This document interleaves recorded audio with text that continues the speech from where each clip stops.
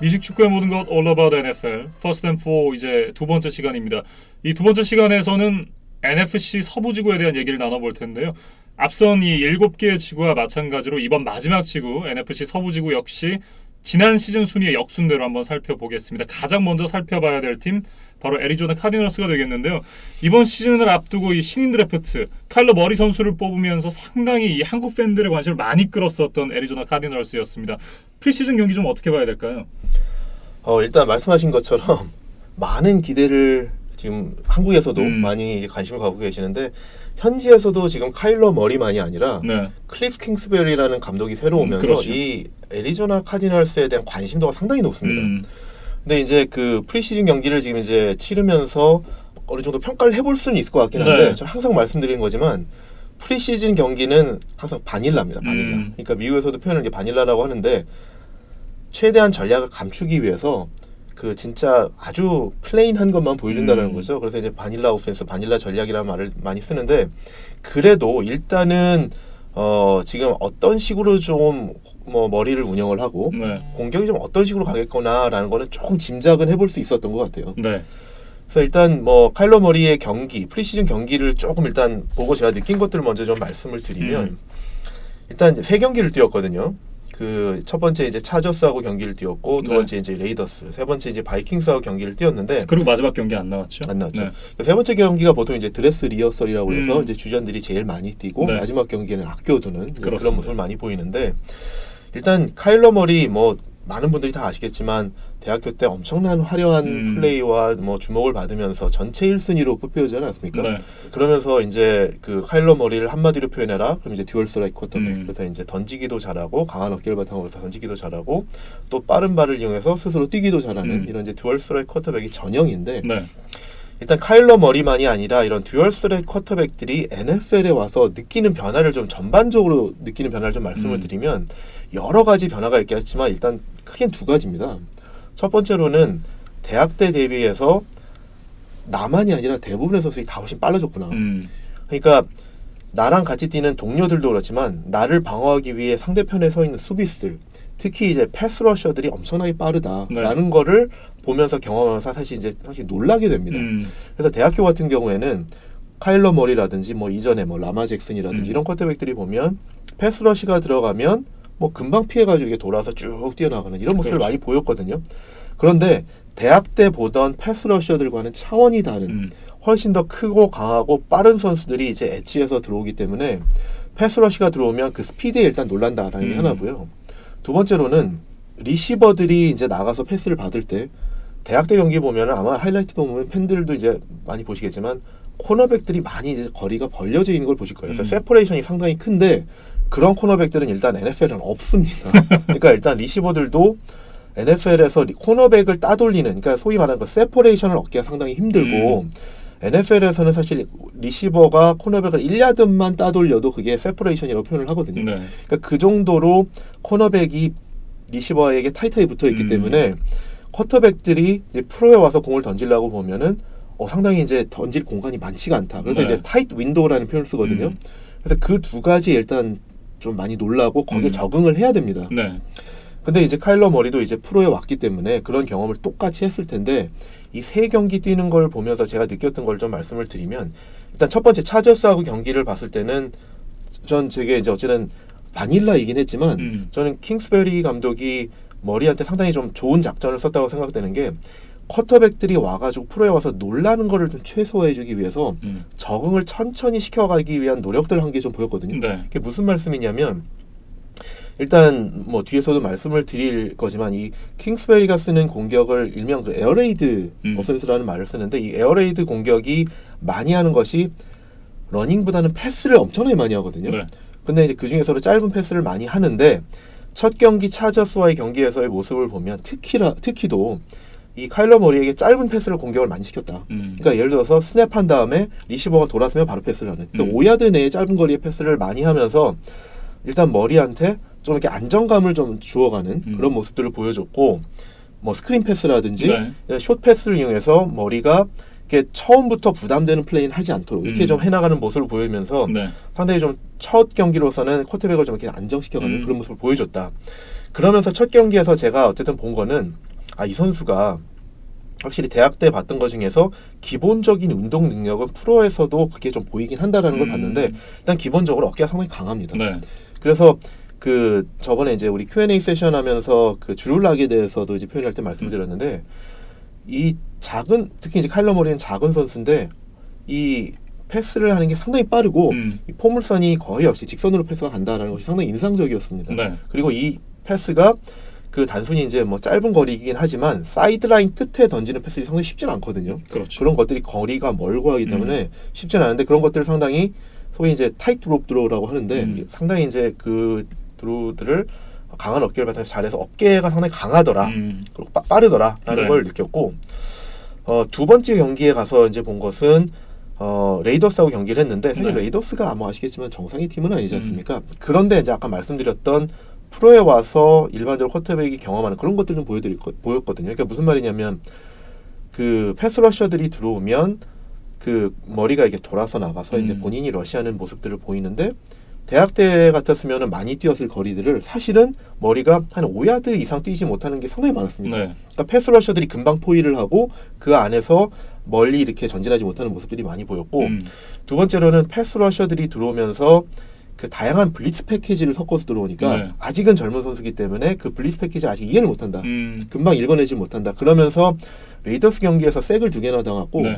그중에 세이프티도 하나 있었거든요. 근데 이런 것들을 보면 이게 사실 신인으로서 앞으로 이제 넘어야 될 산인데 상대 수비수 그다음에 상대 수비 코치들이 이제 신인 쿼터백들에게 특히 이제 듀얼 스트라이크 쿼터백들을 차단하기 위해서 던질 여러 가지 변칙적인 수비를 빨리 적응하고 읽어내야 되는데 네. 아직은 그런 모습들이 루키로서 좀 한계가 있는 게 보였다. 네. 그래서 일단은 뭐 진짜 뭐 세이프티 그 라마커스 조이너가 이제 세컨드리에서 돌아오면서 블리츠를 하면서 이제 색을 했었는데 이런 것들을 보면 아직은 좀 그 루키로서의 그런 모습들이 보인다. 네.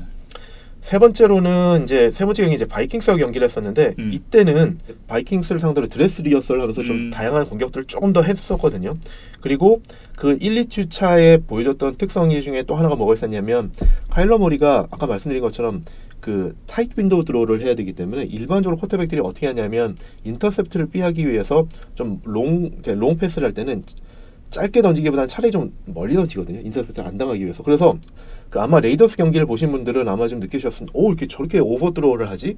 이런 걸 보신 분들도 있으실 거예요. 근데 그게 정확도가 떨어지는 것도 문제지만 사실 어떻게 보면 그 타이트 윈도우 드로우를 아직은 잘 못한다는 거거든요. 그러다 보니까 인터셉트를 뭐 꺼리니까 차라리 좀 길게 던지는 그런 것들이 있었는데 이 부분이 바이킹스 경기에서 조금 더 개선되는 모습들이 보였어요. 그러면서 롱드로우도 조금 더 개선이 되고 사이드 라인을 중심으로 한 외곽의 패스까지도 좀 어느 정도 많이 좀 나아지는 그런 모습들이 보여서 경기가 갈수록 조금 나아지긴 했더라. 특히 이제 레이더스 경기가 조금 이게 좀 위험하긴 했는데 바이킹스 경기가 하면서 좀 개선이 됐다. 네. 그래서 좀 정리를 해보면 제가 보기에는 일단 어쨌든 이 세 경기를 통해서 확인한 것은 기본적으로 아까도 말씀드렸지만 기본적인 운동 능력은 분명히 있다. 그래서 분명히 스피드도 좋고 어깨도 강하다. 근데 두 번째로는 프로에 와서 분명히 적응할 부분들은 보였다. 네. 그래서 사실 그러면서 이제 좀 지적받았던 부분이 클래핑 스냅. 그렇죠. 그것도 있죠. 이제 그것도 사실 이제 칼리지에서 많이 쓰는데 프로에서는 그게 좀 다르거든요. 네. 그러니까 페널티도 2번 먹었죠. 그렇죠. 네. 그런 부분들이 적응을 해야 될 부분이고 상대 수비들이 어떻게 대응에 따라서 달라지느냐, 또 어떻게 블리츠가 들어오냐 이런 걸 좀 읽어내야 되는 게 필요하다. 그리고 패스 러시를 본인이 이제는 대학 때만큼 쉽게 따돌리지는 못한다라는 거에 대해 좀 적응해야 될 부분들이 분명히 있다라는 거고. 네. 세 번째로는 말씀드렸던 것처럼 잠재력이 어쨌든 보인다. 그래서 이제 롱 패스도 좀 개선이 돼가고 네. 첫 경기, 두 번째 경기에서 조금 이렇게 미숙했던 어떻게 보면 킹스베리가 다 이렇게 좀 풀지 않았던 부분들을 세 번째 경기에서는 조금 이제 좀 풀어나가는 부분들이 좀 보였다. 그래서 이제 어쨌든 이제 세 경기를 치렀는데 이 세 경기를 통해서 보여줬던 거는 사실은 여느 대학 쿼터백이 프로에 와서 보여주는 초반의 어떤 그런 어려움들 그런 것도 똑같이 보여줬고 네. 하지만 긍정적인 것은 전체 1순위로 뽑힐 정도로 높이 평가받았던 그런 운동 능력 그다음에 그런 어떤 포텐셜은 그래도 좀 확인할 수 있었다라고 네. 좀 말씀드릴 수 있을 것 같습니다. 이제 그렇다고 한다면 이 카일러 머리 선수가 가능성을 보여줬던 만큼 이 클리프 킹스베리 신임 감독이 이 카일러 머리를 어떻게 잘 사용하느냐가 관건이 될 텐데요. 이 감독이 사실 굉장히 많은 관심을 받았던 것 바로 이 패트릭 마홈스 선수를 대학 시절 때 이 길러냈다는 이유 때문일 텐데요. 마홈스가 이제 텍사스 대학을 나왔는데 그때 이제 감독이 이제 킹스베리였고 네.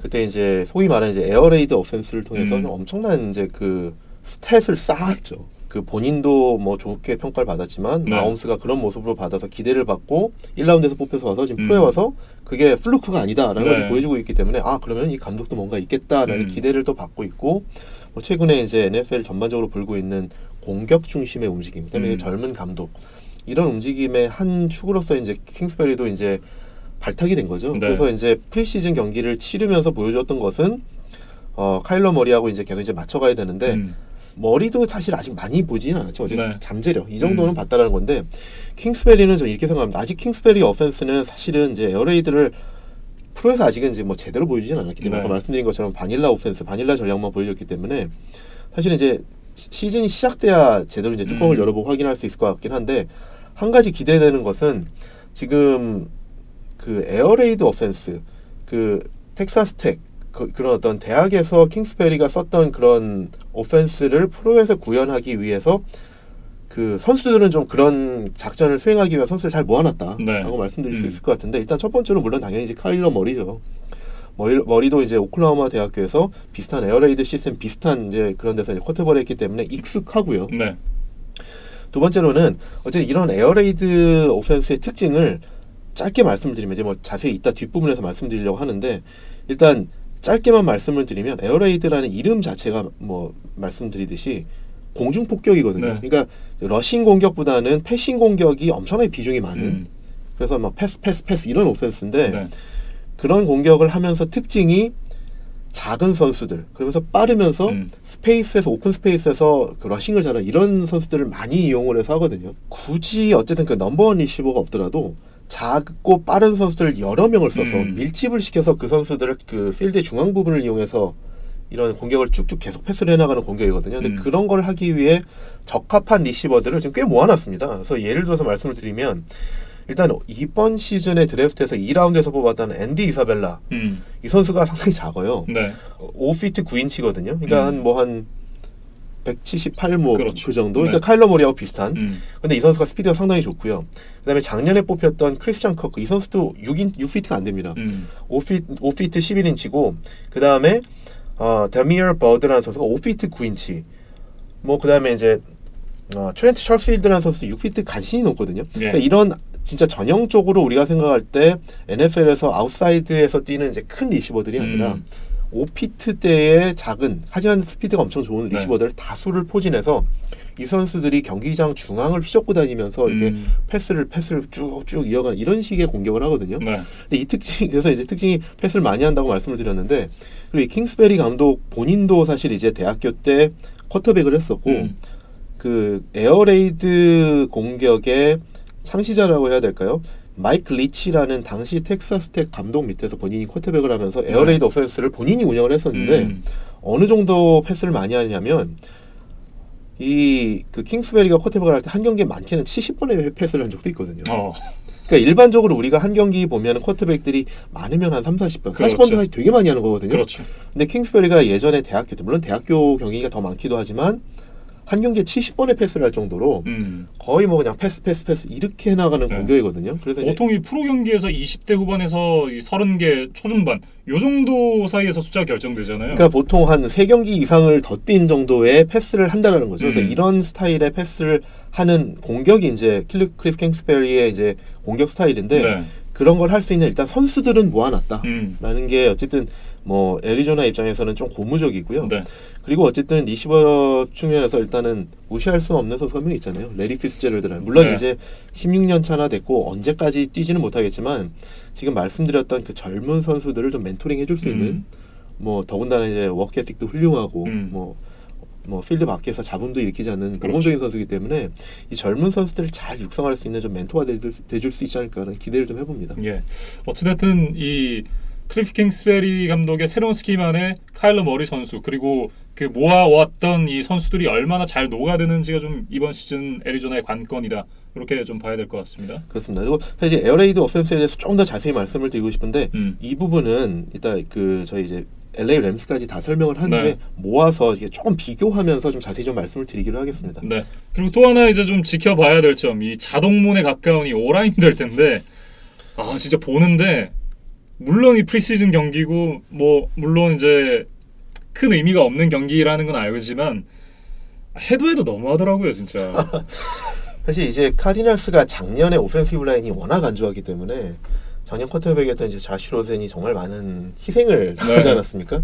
그러니까 어느 정도 오펜시브 라인이 안 좋았냐면 저번에 이제 우리 김민준 아나운서께서 이제 뭐 근 20년 동안 최악의 오펜시브 라인이라고 말씀을 해주셨는데 작년에 보니까 그 7명의 오펜시브 라인이 그러니까 5명이 주전인데 후보 선수까지 해서 멀티 게임을 못 뛴 선수, 그러니까 인저리로 해서 멀티 게임을 못 뛴 선수가 7명이었다. 그래서 작년 16경기 동안 오펜시브 라인 이 5명의 주전 콤비네이션이 9번 바뀌었다.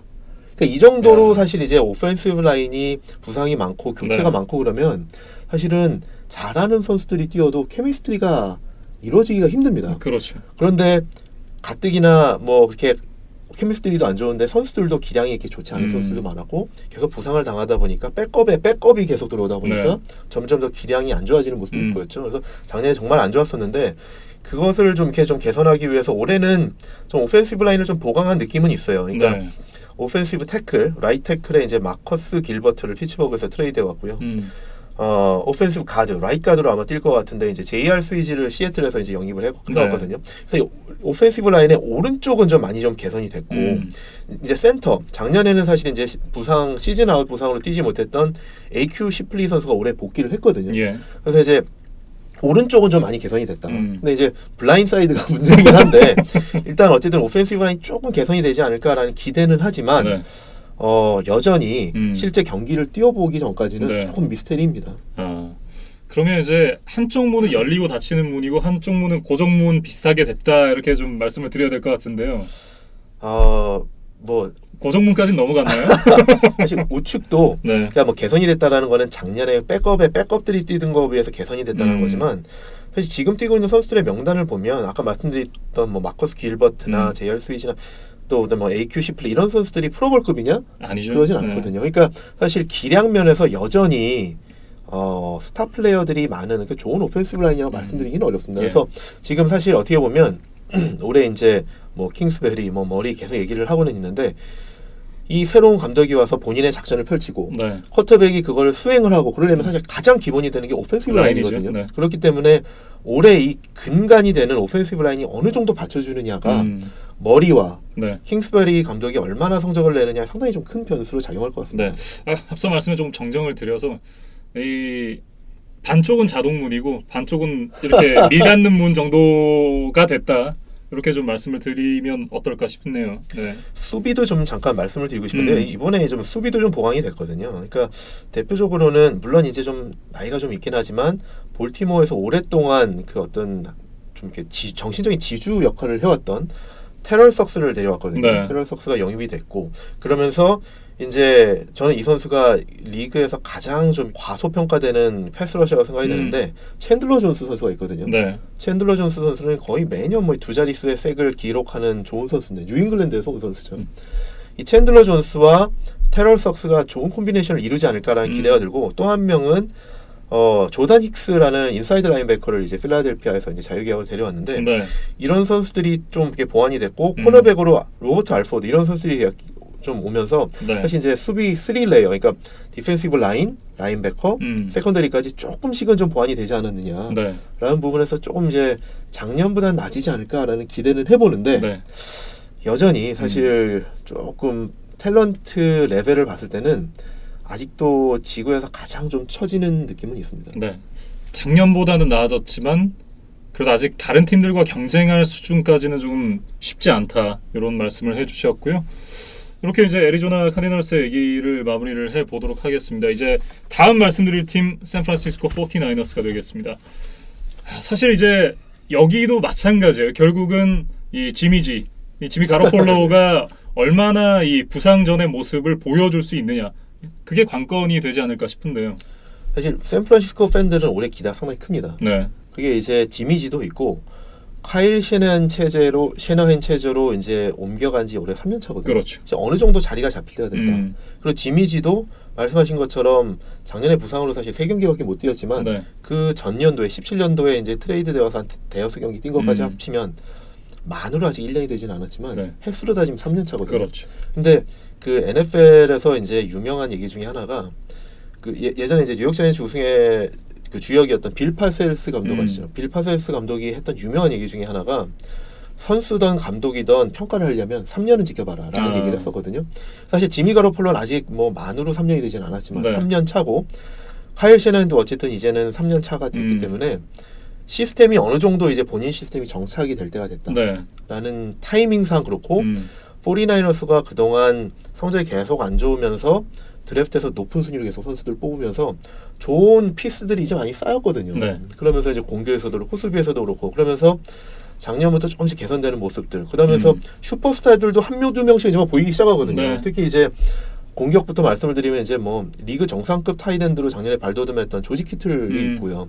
수비에서도 보면 뭐 디포레스트 버크너라든지 이런 선수들이 이제 많이 이제 스타로 발돋움하다 보니까 이게 좀 누적이 되면서 올해는 좀 이렇게 팀 전체적으로 좀 꽃을 피우지 않을까라는 네. 기대를 좀 많이 하시는 것 같아요. 그래서 더군다나 이제 지난 시즌 같은 경우는 이게 백업 쿼터백에 백업이 나올 정도로 이 쿼터백 부상이 많았었고 그렇죠. 여러 이 좀 사정이 좀 따라주지 않았던 샌프란시스코였잖아요. 그렇죠. 이제 닉 멀런스가 나와서 그래도 기대 이상으로 활약을 잘했어요. 하면서 네. 그러면서 이제 지미지가 돌아오면 더 좋겠네라는 기대를 가지시는 게 사실 이제 뭐 어떻게 보면 네. 당연한 거고요. 그다음에 이제 또 이제 계속 발전이 있었다라고 말씀을 드렸는데 조금 기대되는 게 뭐냐면 그 젊은 리시버들이 이제 꽤 좋은 선수들이 많이 쌓였어요. 그래서 이제 지미지라는 쿼터백만이 아니라 리시버 진영이 괜찮다. 그래서 네. 일단은 단테 패티스 선수가 올해는 넘버원 리시버로 발돋움할 수 있지 않을까라는 네. 기대를 하는 팬분들이 많고요. 그다음에 이제 마키스 구딘 선수도 나름대로 이제 넘버 2 리시버로서 역할을 좀 해주지 않을까. 거기다가 이제 조지 키틀이 있는 거거든요. 네. 그다음에 러닝백이 이번에 영입되어온 테빈 콜맨.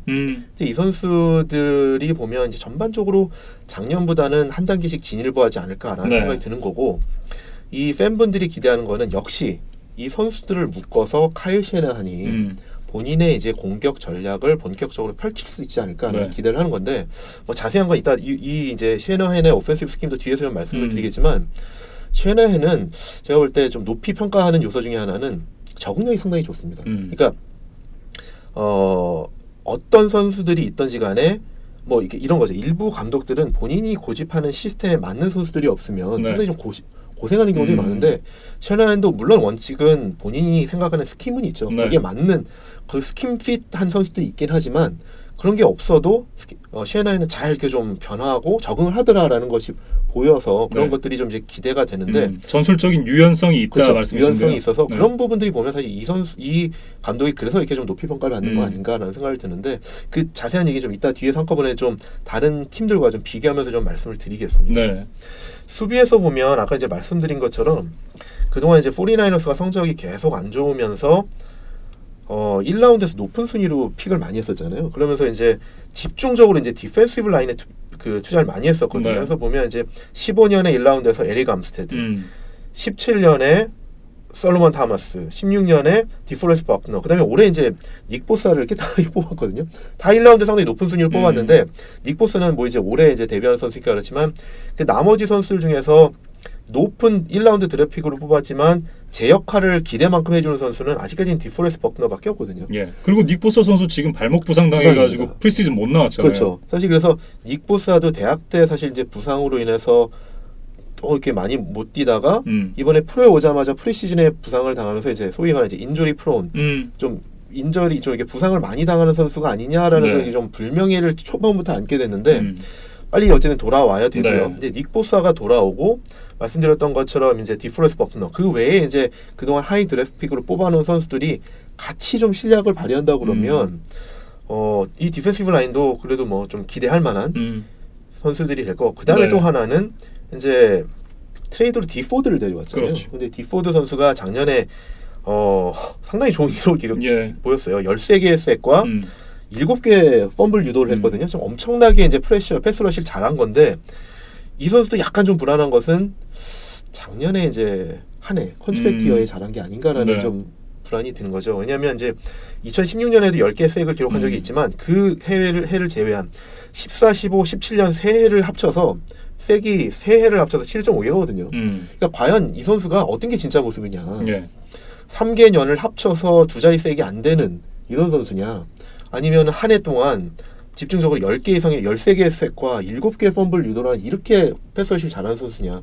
이게 지금 아직 알 수가 없는 거죠. 이게 FA 로이드였을 가능성이 상당히 다분하다. 그렇죠. 이렇게 들리는데요. 어떤 선수이냐에 따라서 사실은 이 트레이드가 성공이냐 실패를 좌우할 거고 이 선수와 이제 닉 보서가 돌아오고 디프로스 버크너 그 외의 선수들과 어느 정도 이제 좀 조화롭게 패스러시를 이끌어갈 것이냐가 이제 수비에서 좀 큰 변수인 것 같습니다. 네, 정말 이 말씀해주신 대로 재능 있는 선수들을 모아놨기 때문에 이 재능이 피어난다면 정말 프런트 세븐의 면면은 화려하다 이렇게 좀 그쵸. 봐야 될 것 같고요. 그리고 이제 프런트 세븐이라고 말씀해 주셔서 그런데 이제 라인베커도 이제 ኳ 알렉산더를 데려왔거든요. 상당히 좋은 선수고 그 이제 기존에 있던 이제 프레드 워너하고 좋은 콤비네이션을 이룰 걸 기대가 되어서 이제 모든 선수들이 포텐셜만 발휘한다. 네. 사실 이게 아까 공격도 마찬가지입니다. 뭐 단테 페티스, 마키스 뭐 그다음에 이제 뭐 러닝백 테빈 콜맨도 그렇지만 다 어쨌든 포텐셜이 지금 어느 정도 있다. 이게 포텐이 터질 거냐 이게 문제죠. 그렇죠. 수비에서도 사실은 지미지도 마찬가지잖아요. 그렇죠. 마찬가지입니다. 네. 그리고 이제 셰너핸도 감독부터도 그렇죠. 그동안 보여줬던 게 다 이제 기대치가 이렇게 높아졌는데 이 포텐셜이 진짜 현실로 이루어질 거냐가 네. 궁금한 거고요. 그렇죠. 이제 세컨데리를 보면 코너백에 이제 시애틀에서 뛰었다가 이제 온 리처드 셔먼 그다음에 이제 제이슨 버렛 이런 선수들이 있는데 이 선수들은 이제 뭐 리처드 셔먼은 조금 이제 시애틀에서 나이가 좀 들었죠. 그렇죠. 네. 이제 막판에 좀 이게 나이도 들고 성적도 많이 안 좋아졌고 제이슨 버렛은 보면 부상이 너무 많아요. 그래서 좀 세컨더리가 조금 약한 모습이 있어서 이거를 커버해주기 위해서는 아까 말씀하신 것처럼 프런트 세븐의 포텐이 터져야 됩니다. 그래서 그런 부분들이 좀 중요한 요소일 것 같습니다. 예.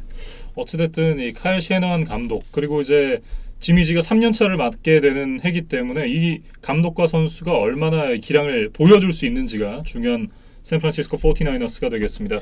이 지미 가로폴로 같은 경우에 이제 재밌는 게 하나가 있는데요. 지미 가로폴로가 이스턴 일리노이 대학을 나왔거든요. 거기서 이제 상당히 이제 좀 명성을 떨치면서 이제 2라운드로 이제 높게 지명이 됐는데 그 지미 가로폴로가 이스턴 일리노이에서 각종 기록을 다 깼거든요. 네. 그 이전에 기록을 깨기 전에 기록을 소유했던 사람이 누군지 아십니까? 누굴까요? 제가 상당히 좋아하는데 토니 로모. 토니 로모가 이스턴 일리노이 대학의 기록을 다 가지고 있었고요. 네. 그 토니 로모가 이전에 그 깼던 기록들을 그 이전에 누가 가지고 있는지 아십니까? 그 이전에는 지금 세인츠 감독인 션 페이턴이 감독이 있었어요. 그렇군요. 그래서 사실 이스턴 일리노이라는 대학교가 풋볼 뭐 이렇게 명문 팀은 아닙니다. 네. 그런데 지금 이름을 들으면 다 알 정도로 유명한 선수들은 그래도 이렇게 좀 배출한 그러네요. 그런 학교입니다. 네. 토니 로모 한번 좀 말씀드리고 명문은 싶습니다. 아니지만 아웃풋은 나쁘지 않았다. 그래서 네. 뭐 띄엄 나오긴 했지만 좀 토니 로모를 잠깐 한번 불러보고 싶어서 했습니다. 네, 알겠습니다. 이제는 거의 뭐 그 파울이라고 혹시 기억나시나요? 파울이 뭐죠? 그 문어 이름인데 예전에 이제 예, 월드컵 때 이제 결과 어느 예측했던 쪽이냐? 그렇죠. 파울을 뛰어넘는 이제 예측가가 된 이제 토니 로모라는 그렇죠. 얘기를 노스트라다무스라는 뭐죠? 네, 그런 얘기를 해보고 싶었고요. 이제 시애틀 시옥스에 대한 얘기로 넘어가겠습니다. 이제 얼토마스까지 이탈을 하게 되면서 리전 오브 붐의 시대가 완전히 이제 막을 내리게 됐습니다. 사실 이제 지난 시즌부터 이제 리전 오브 붐은 끝났다라는 얘기 때문에 시애틀 시옥스는 이제 리빌딩을 해야 된다, 이제 탱킹에 들어갈 것이다라는 예측이 좀 있었었는데 4쿼터의 남자 그렇죠. 바로 러셀 윌슨 선수가 있었습니다. 얼토마스가 이제 볼티모어로 이적을 하면서 네. 기존에 있던 리처드 셔먼, 캠 챈슬러, 그다음에 이제 얼토마스까지 완전히 이제 다 팀으로 옮기면서 챈슬러는 은퇴를 했고요. 네. 그래서 이제 소위 그 리전 오브 붐 시대가 이제 완전히 막을 내렸는데 이게 어떤 의미가 있냐면 사실 강력한 수비수들 뭐 수비수들이 약해졌다 이런 의미도 있지만 이 리전 오브 붐이 시애틀 내에서 갖는 상징적인 의미가 있거든요. 이제 어떤 그 애티튜드 측면에서 상당히 네. 이제 어쨌든 그 강력한 수비를 이끌었던 그리고 이제 상대방에게 위협 요소가 되는 이렇게 피어 팩터로 작용을 했었거든요. 그러니까 이름만 들어도 겁을 먹는다라는 얘기가 나오잖아요. 예전에 뭐 선동열 효과 뭐 이런 것처럼. 네. 그래서 이제 사실 리전 오브 붐이란 그 이름 자체로 상당히 어쨌든 뭐 상대방에게 위협이 되는 그 스웩, 소위 말씀하신 그런 부분들이 그렇죠. 이제는 그런 아이덴티티가 이제는 사라졌다라는 부분이 좀 문제가 되고 그리고 또 하나는 디펜시브 엔드에서 이제 떠오르는 스타였던 프랭크 클락 선수가 이제는 캔사스시티로 이적을 했잖아요. 그렇죠.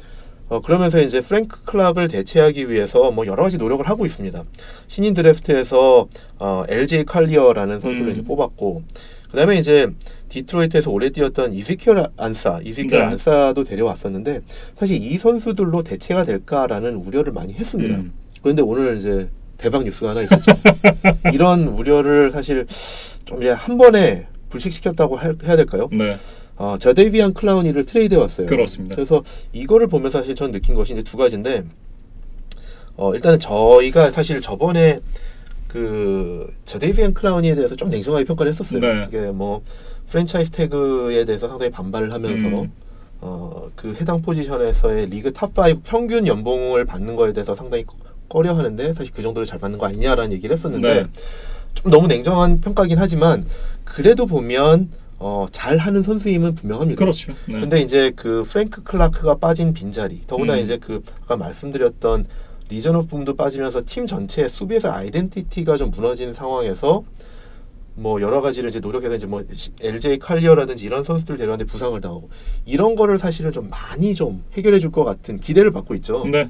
그래서 조금 그 저데이비안 클라우니에 대해서 조금만 더 말씀을 드려보면, 휴스턴에서 뛸 때 대학 때 기대받았던 것만큼 못했기 때문에 사실 저희가 그렇게 얘기를 했었던 그렇죠. 거거든요. 사실 이 선수가 1라운드 1번에 지명된 선수잖아요. 1라운드 1번에 지명이 됐었고, 고등학교 때로 돌아가 보면 모든 주요 매체에서 전국 넘버원 선수 이렇게까지 할 정도로, 사실은 굳이 비교를 하자 그러면 고등학교 때 농구에서 르브론 제임스 같은 이런 대접을 받았던 선수거든요. 그러면서 이제 본인이 대학을 갈 때는 모든 메이저 스쿨에서 다 러브콜을 보내서 뭐 선택을 해서 갔던 이런 선수고, 야구로 따지면 워싱턴의 스트라스버그 선수랑 그렇죠. 비교를 좀 할 수 있겠는데, 엄청난 그런 어떤 그 주목성을 갖고 정말 뭐 10년에 한 번 뭐 이런 10년에 한 번 나올 만한 이런 선수다라는 주목을 받고 갔는데 네.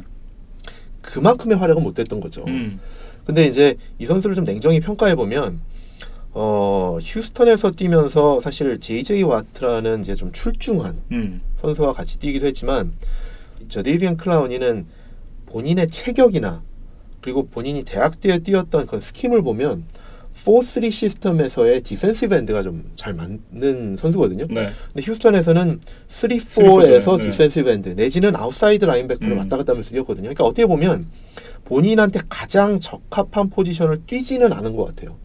그래서 좀 이런 부분도 좀 고려를 해준다라고 네. 보면, 지금 시애틀은 4-3거든요.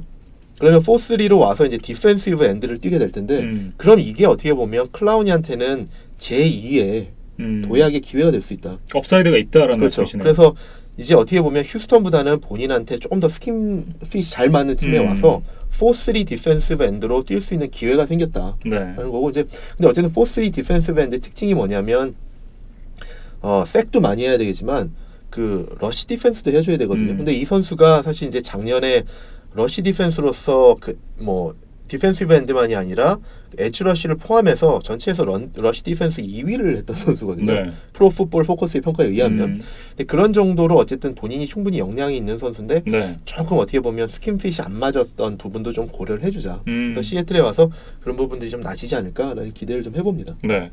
어쨌든 이 오늘 있었던 클라우니 선수의 합류가 시애틀 시옥스로서는 상당히 좀 큰 힘이 되겠다, 이렇게 좀 보여져요. 시애틀의 단장 존 슈나이더 단장이 좀 정말 대단한 것 같아요. 이 단장이 사실은 아까 말씀드렸던 리전 오브 붐부터 쭉 이렇게 이끌어왔고, 네.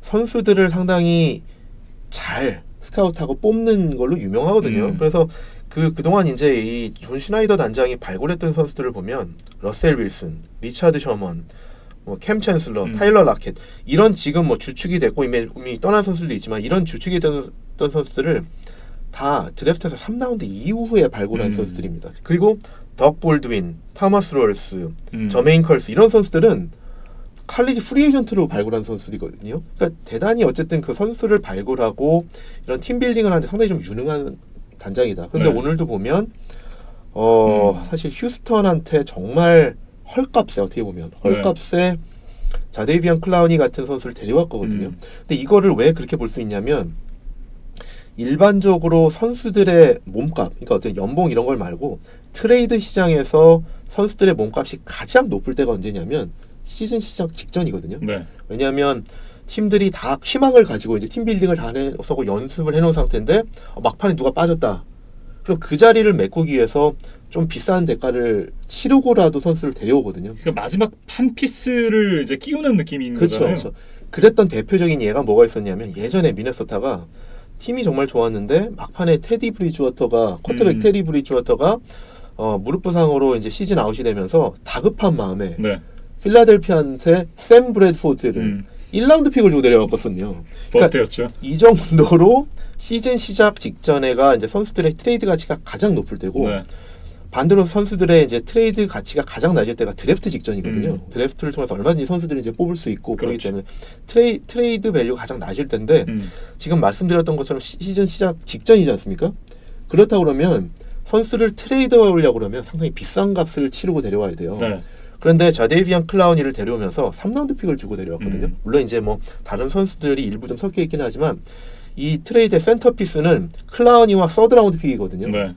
근데 클라우니는 말씀하셨던 것처럼 리그 전체 1순위로 들어왔던 선수고 어쨌든 스타급 프로볼에는 뽑히는 네. 정도의 이제 패스러셔이기 때문에 스타급 선수라고 할 수 있는데 3라운드 픽을 주고 데려왔거든요. 반대로 휴스턴 같은 경우에는 이게 재밌는데 그죠? 휴스턴 같은 경우에는 반대로 오늘 클라우니를 3라운드 픽을 받고 트레이드를 했는데 반대로 본인들의 약점인 오펜시브 라인을 채우기 위해서 네. 마이애미 돌핀스한테 레러미 턴스를 데리고 오면서 1라운드 픽 2개를 주고 내려왔거든요. 물론 이제 마이애미의 이제 와이드 리시버 케니 스틸스도 같이 이제 포함이 돼서 이제 케니 스틸스와 레러미 턴슬 이 두 선수 특히 이제 오펜시브 라인 오펜시브 태클 네. 레러미 턴슬이 이제 센터피스인데 이 선수를 데려오기 위해서 케니 스틸스도 넣고 이제 뭐 돌핀스가 4라운드 픽 6라운드 픽도 얹어서 이제 줬는데 반대로 마이애미한테 내준 대가는 1라운드 픽 2개 네. 2라운드 픽 하나 그 다음에 이제 또 부수적으로 선수들까지 얹어서 줬거든요. 그렇다고 그러면 본인들은 자데비안 클라우니를 트레이드하면서 3라운드 픽을 건져왔고 네. 반대로 상대편한테 본인은 마이애미한테 레러미 턴슬과 케니 스틸스를 내려오면서 1라운드 픽 2개와 2라운드 픽을 내줬다는 거거든요. 네. 이거는 너무 사실은 안 맞는 수지가 맞지 않는 장사지 네. 않습니까? 근데 이제 이런 거를 봤을 때 그 트레이드를 이끌어낸 시애틀의 이 저나슨 슈나이더 단장이 정말 대단한 것 같다. 네. 그리고 반대로 휴스턴은 지금 단장이 없잖아요. 단장이 좀 급히 필요하다라는 생각을 좀 해보게 됩니다. 이게 사실 단장이 대체 무슨 일을 하는 건가라는 의문을 가지신 분들이 계실 수 있는데 단장이 없으면 이런 일이 벌어집니다. 진짜 심각한 일이에요, 사실. 그러니까 사실 이제 감독인 빌 오브라이언 감독이 네. 사실 이제 디펙토 GM 역할을 하고 있거든요. 근데 이제 그런 역할을 하면서 본인이 이제 롤 모델로 삼는 뉴잉글랜드에 계신 분, 그분을 이제 롤 모델로 삼는데 사실 뉴잉글랜드에 계신 그분은 이런 트레이드라든지 팀빌딩의 귀재입니다. 사실 그분은 드래프트에 약점이 있어서 그렇지 트레이드는 정말 거의 사기꾼이거든요. 이번 오프 시즌에 오늘 보여준 행보는 너무 절박한. 네. 그래서 내주는 거는 너무 쉽게 내주고 사오는 거는 너무 비싸게 대가를 치르고 사온 이런 모습들이 좀 안타까웠습니다. 네. 근데 반대로 시애틀의 단장은 어쨌든 그런 거를 좀 잘하는 것 같아서 팀빌딩에 네. 정말 시애틀에 있어서 좀 없어서는 안 되는 존재인 것 같다. 예. 라고 생각을 해봅니다. 정말 이 숨은 보석들을 잘 캐냈다 이런 생각이 들어요. 그렇죠. 그래서 네. 이제 그런 게 사실 단장의 역할이거든요. 네. 물론 이제 밑에 이제 스카우터들도 있지만 그 사람들 데리고 총괄하는 사람이 이제 단장인데 그 역할을 정말 잘하고 있다는 거죠. 네.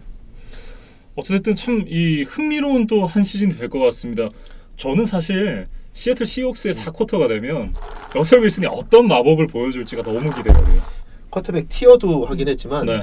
저는 이제 러셀 윌슨이 이제는 진짜 리그에서 탑5, 탑6 정도에 드는 쿼터백으로 성장이 돼 있지 않나 라는 생각을 해봅니다. 예. 그러면서 정말 이제 아까 말씀하신 것처럼 뒤지고 있어도 너무 차이가 많이만 안 나면 네. 4쿼터에 이 선수가 공을 가지고 있으면 위험한데 라는 생각을 하게 만듭니다. 네. 다만 한 가지 아쉬운 것은 이 선수가 이 셀러리 캡에서 차지하는 그런 비중이 상당히 크기 때문에 이 선수의 이 연봉으로 인해서 다른 포지션들이 좀 약화가 되어 있다라는 부분이 좀 아쉬운 부분인데요. 저희가 이제 얼마 전에 이제 휴스턴에 대해서 얘기를 하면서 디션 왓슨이 아직 루키 컨트랙트일 때 빨리 그 기회를 잘 잡아야 된다라고 말씀을 드렸는데 그게 바로 이제 지금 시애틀이 그런 사례인 거죠. 네. 러셀 윌슨이 루키 컨트랙트일 때 다른 포지션을 좋은 선수들로 채울 수 있었거든요. 네. 그래서 이제 슈퍼볼 2번이나 진출했고 한번 우승을 했는데 이제는 러셀 윌슨이 기량에 맞는 연봉을 받다 보니까 셀러리 캡 체제하에서는 그렇게 쿼터백이 많이 받으면 이제 다른 선수들이 희생을 하게 되거든요. 그렇죠. 그러니까 좋은 선수들이 이제 그만큼 다 유지할 수가 없는 거죠. 그러면서 이제 디펜시브 라인도 그렇고 네. 세컨더리도 그렇고 사실 그 수비 아이덴티티가 이제 무너지기 시작한 건데 그래서 이제 팀이 조금씩 이제 약화되는 모습을 보이긴 했죠. 예. 같은 맥락에서 이제 에런 로저스 선수의 연봉이 상당히 높기 때문에 그린베이 패커스도 계속해서 좀 팀이 약해지는 모습을 보여주고 있고요. 그렇죠. 그러니까 샐러리 캡 체제에서는 어쨌든 쿼터백이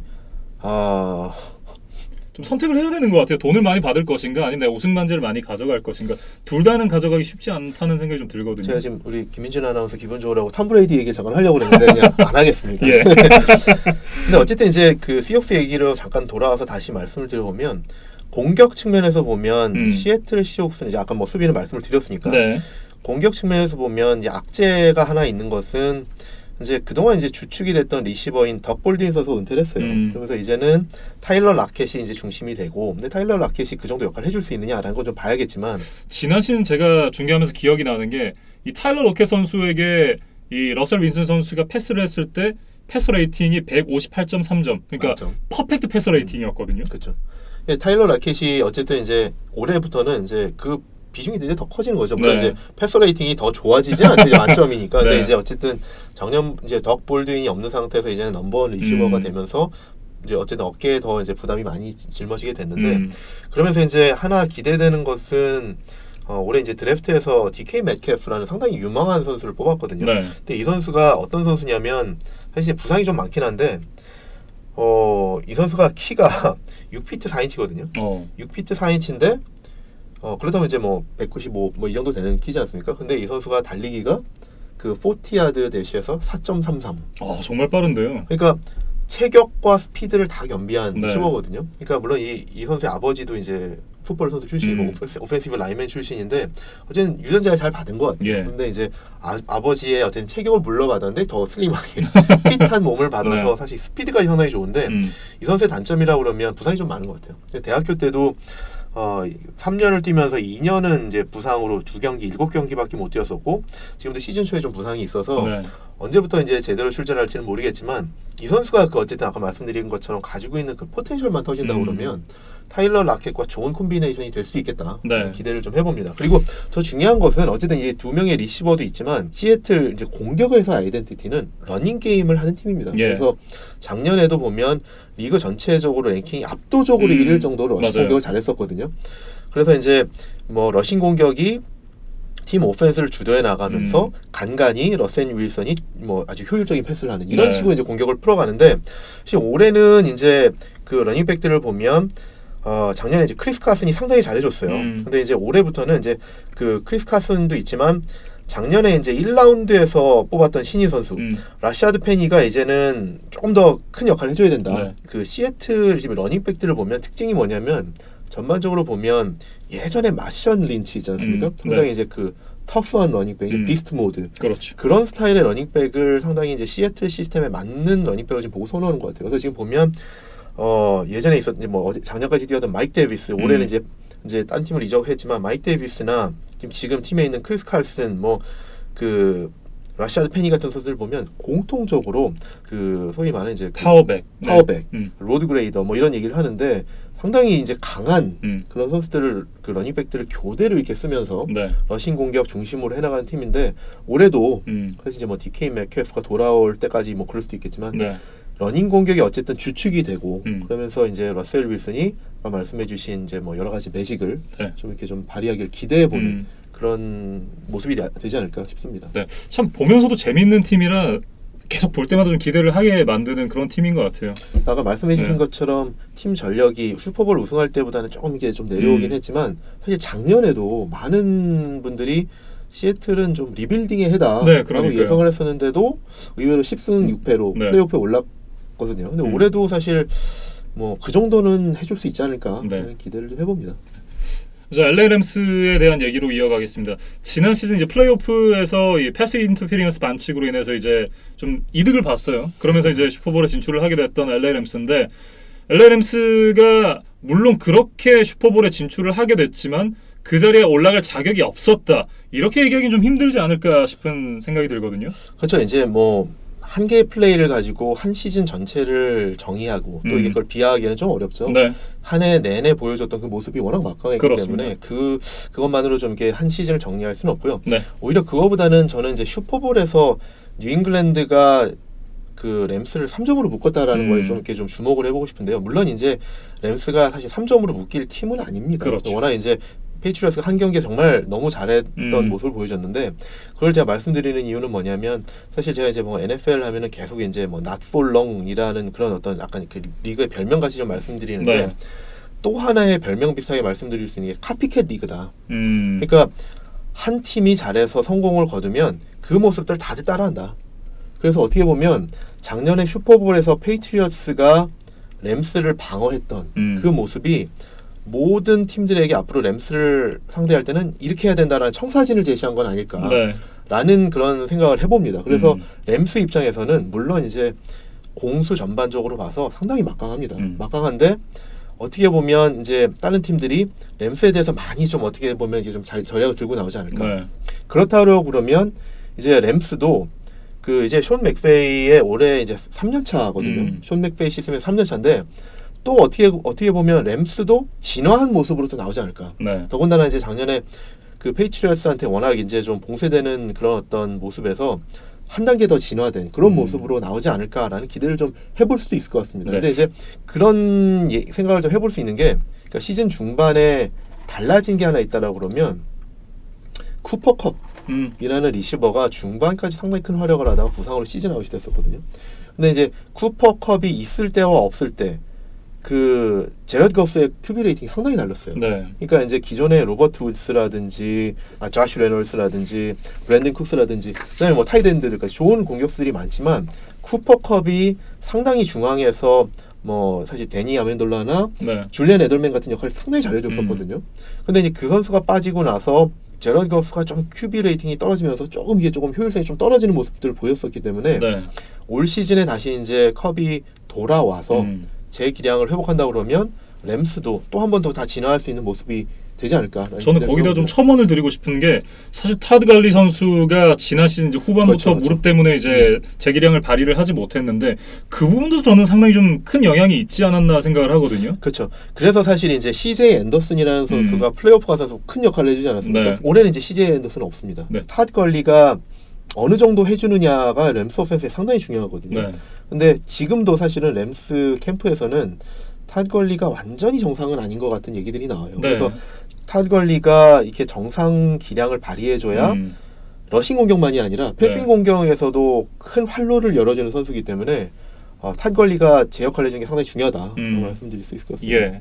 그리고 이제 또 하나 수비진에서는 은다무 콩수 선수가 이제 이탈을 하게 됐는데 이 선수의 빈자리도 작아 보이진 않거든요. 사실 엔다무 쿵수 선수에 대해서는 사실 어떻게 평가해야 될지 사실 이렇게 좀 애매합니다. 왜 네. 그러냐면 이 선수가 본인 기량만 놓고 보면 사실 본인 역량은 정말 리그 정상급의 디펜시브 태클이거든요. 네. 그래서 이 선수가 맘먹고 뛰면 기존에 이제 에런 도날드하고 이렇게 같이 있으면서 상대편 공격진에서 이 두 선수를 막기가 정말 힘들거든요. 네. 특히 이제 수 선수가 제 역할을 해주면 이 선수도 막아야 되지. 에런 도날드한테는 더블 팀이 들어가야 되는데 그렇지도 못하게 되기 때문에 네. 상당히 어려웠는데 이 엔다무 콩수 선수가 나 안 해.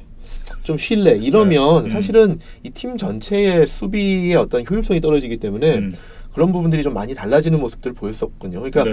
어떻게 보면 좀 이렇게 일관성 있는 플레이가 좀 떨어진다. 그리고 애티튜드에 문제가 있다. 그래서 수 선수가 이 선수들 투표에 의해서 뭐 몇 년 전에 투표의 결과를 보면 가장 더티한 선수, 가장 뭐 좀 무서운 선수 이런 걸로 자꾸 좀 불명예스러운 이미지를 가지고 있는 선수입니다. 그래서 이 선수가 방출된 거가 얼마나 영향이 있을지 이거는 사실 잘 모르겠고 대신에 이제 오히려 이 선수를 재계약을 하지 않고 신인 드래프트에서 그레이트 게임스라는 선수를 4라운드에서 뽑았고 지금 사실 큰 기대하지 않았던 작년에 6라운드에서 뽑았던 세베스찬 조세프 데이라는 선수가 지금 프리시즌에서 상당히 좋은 모습을 보여주고 있거든요. 그러니까 어떻게 보면 되게 싼 가격으로 이 엔다무 쿵수 같은 비싼 선수의 자리를 채울 수도 있지 않을까라는 기대를 해봅니다. 예.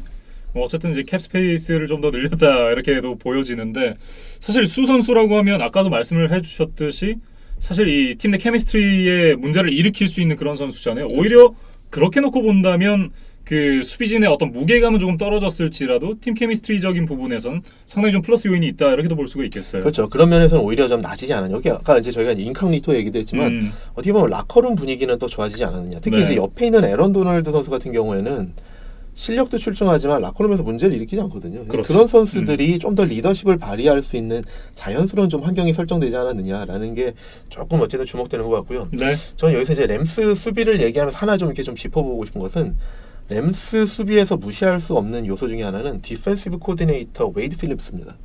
이 이제 코치에 대해서 좀 말씀을 드리고 싶은 것은 이 웨이드 필립스가 오기 전까지는 램스가 4-3 수비대응을 썼었거든요. 그러면서 이제 그 안에서 자연스럽게 이제 그 디펜시브 태클로 이제 에런 도널드가 뛰고 뭐 이랬었는데 이 웨이드 필립스의 특징이 뭐냐면 이 코치는 3-4 시스템을 선호하고 이것을 상당히 잘 운영하는 코치거든요. 근데 일반적으로 팀들이 4-3에서 3-4 또는 3-4에서 4-3로 시스템을 바꾸려면 몇 년이 걸립니다. 네. 왜 그러냐면 그 시스템별로 라인맨들과 라인베커들의 체격이 달라지기 때문에 시스템을 바꾸려 되면 선수들을 바꿔야 되는 그렇죠. 건데 그 선수들 한 번에 다 바꾸기는 어렵지 않습니까? 네. 그러니까 뭐 자유계약으로 데려오기도 해야 되고 드래프트에서 뽑기도 해야 되고 근데 이제 이 웨이드 필립스가 와서 사실 지난 2년 동안 해왔던 걸 보면 순식간에 램스의 수비를 4-3에서 3-4로 성공적으로 잘 교체를 했다. 네. 그리고 에런 도널드는 3-4로 뛰면서 더 무시무시한 선수가 됐다라는 것이 정말 놀랐고요. 네. 이 웨이드 필립스 이 코치가 처음이 아니라 사실 그 슈퍼볼 50 우승했던 덴버 브론코스에 가서도 이 수비 진영을 똑같이 4-3에서 3-4로 바꿨거든요. 네. 그러면서 그때 이제 뭐 디머커스 웨어라든지 반 밀러를 양쪽에 아웃사이드 라인백으로 두고 상당히 효율적인 패스러시를 하고 이렇게 해서 수비를 상당히 잘 이끌었었는데 네.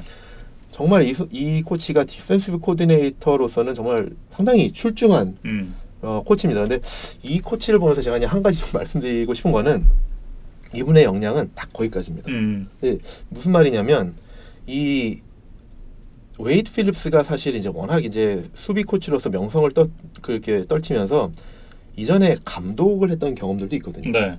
그러니까 예전에 버펄로 빌스, 뭐 덴버 브론코스, 달라스 카우보이스, 그다음에 지금 이제 뭐 LA 램스까지 여러 팀을 거치면서 디펜스 코디네이터로서 큰 활약을 펼쳤거든요. 그러면서 이제 뭐 달라스 카우보이스나 뭐 덴버 브론코스나 이런 데서도 감독까지 했었어요. 네. 그런데 이분이 감독을 했을 때 성적은 정말 안 좋았습니다.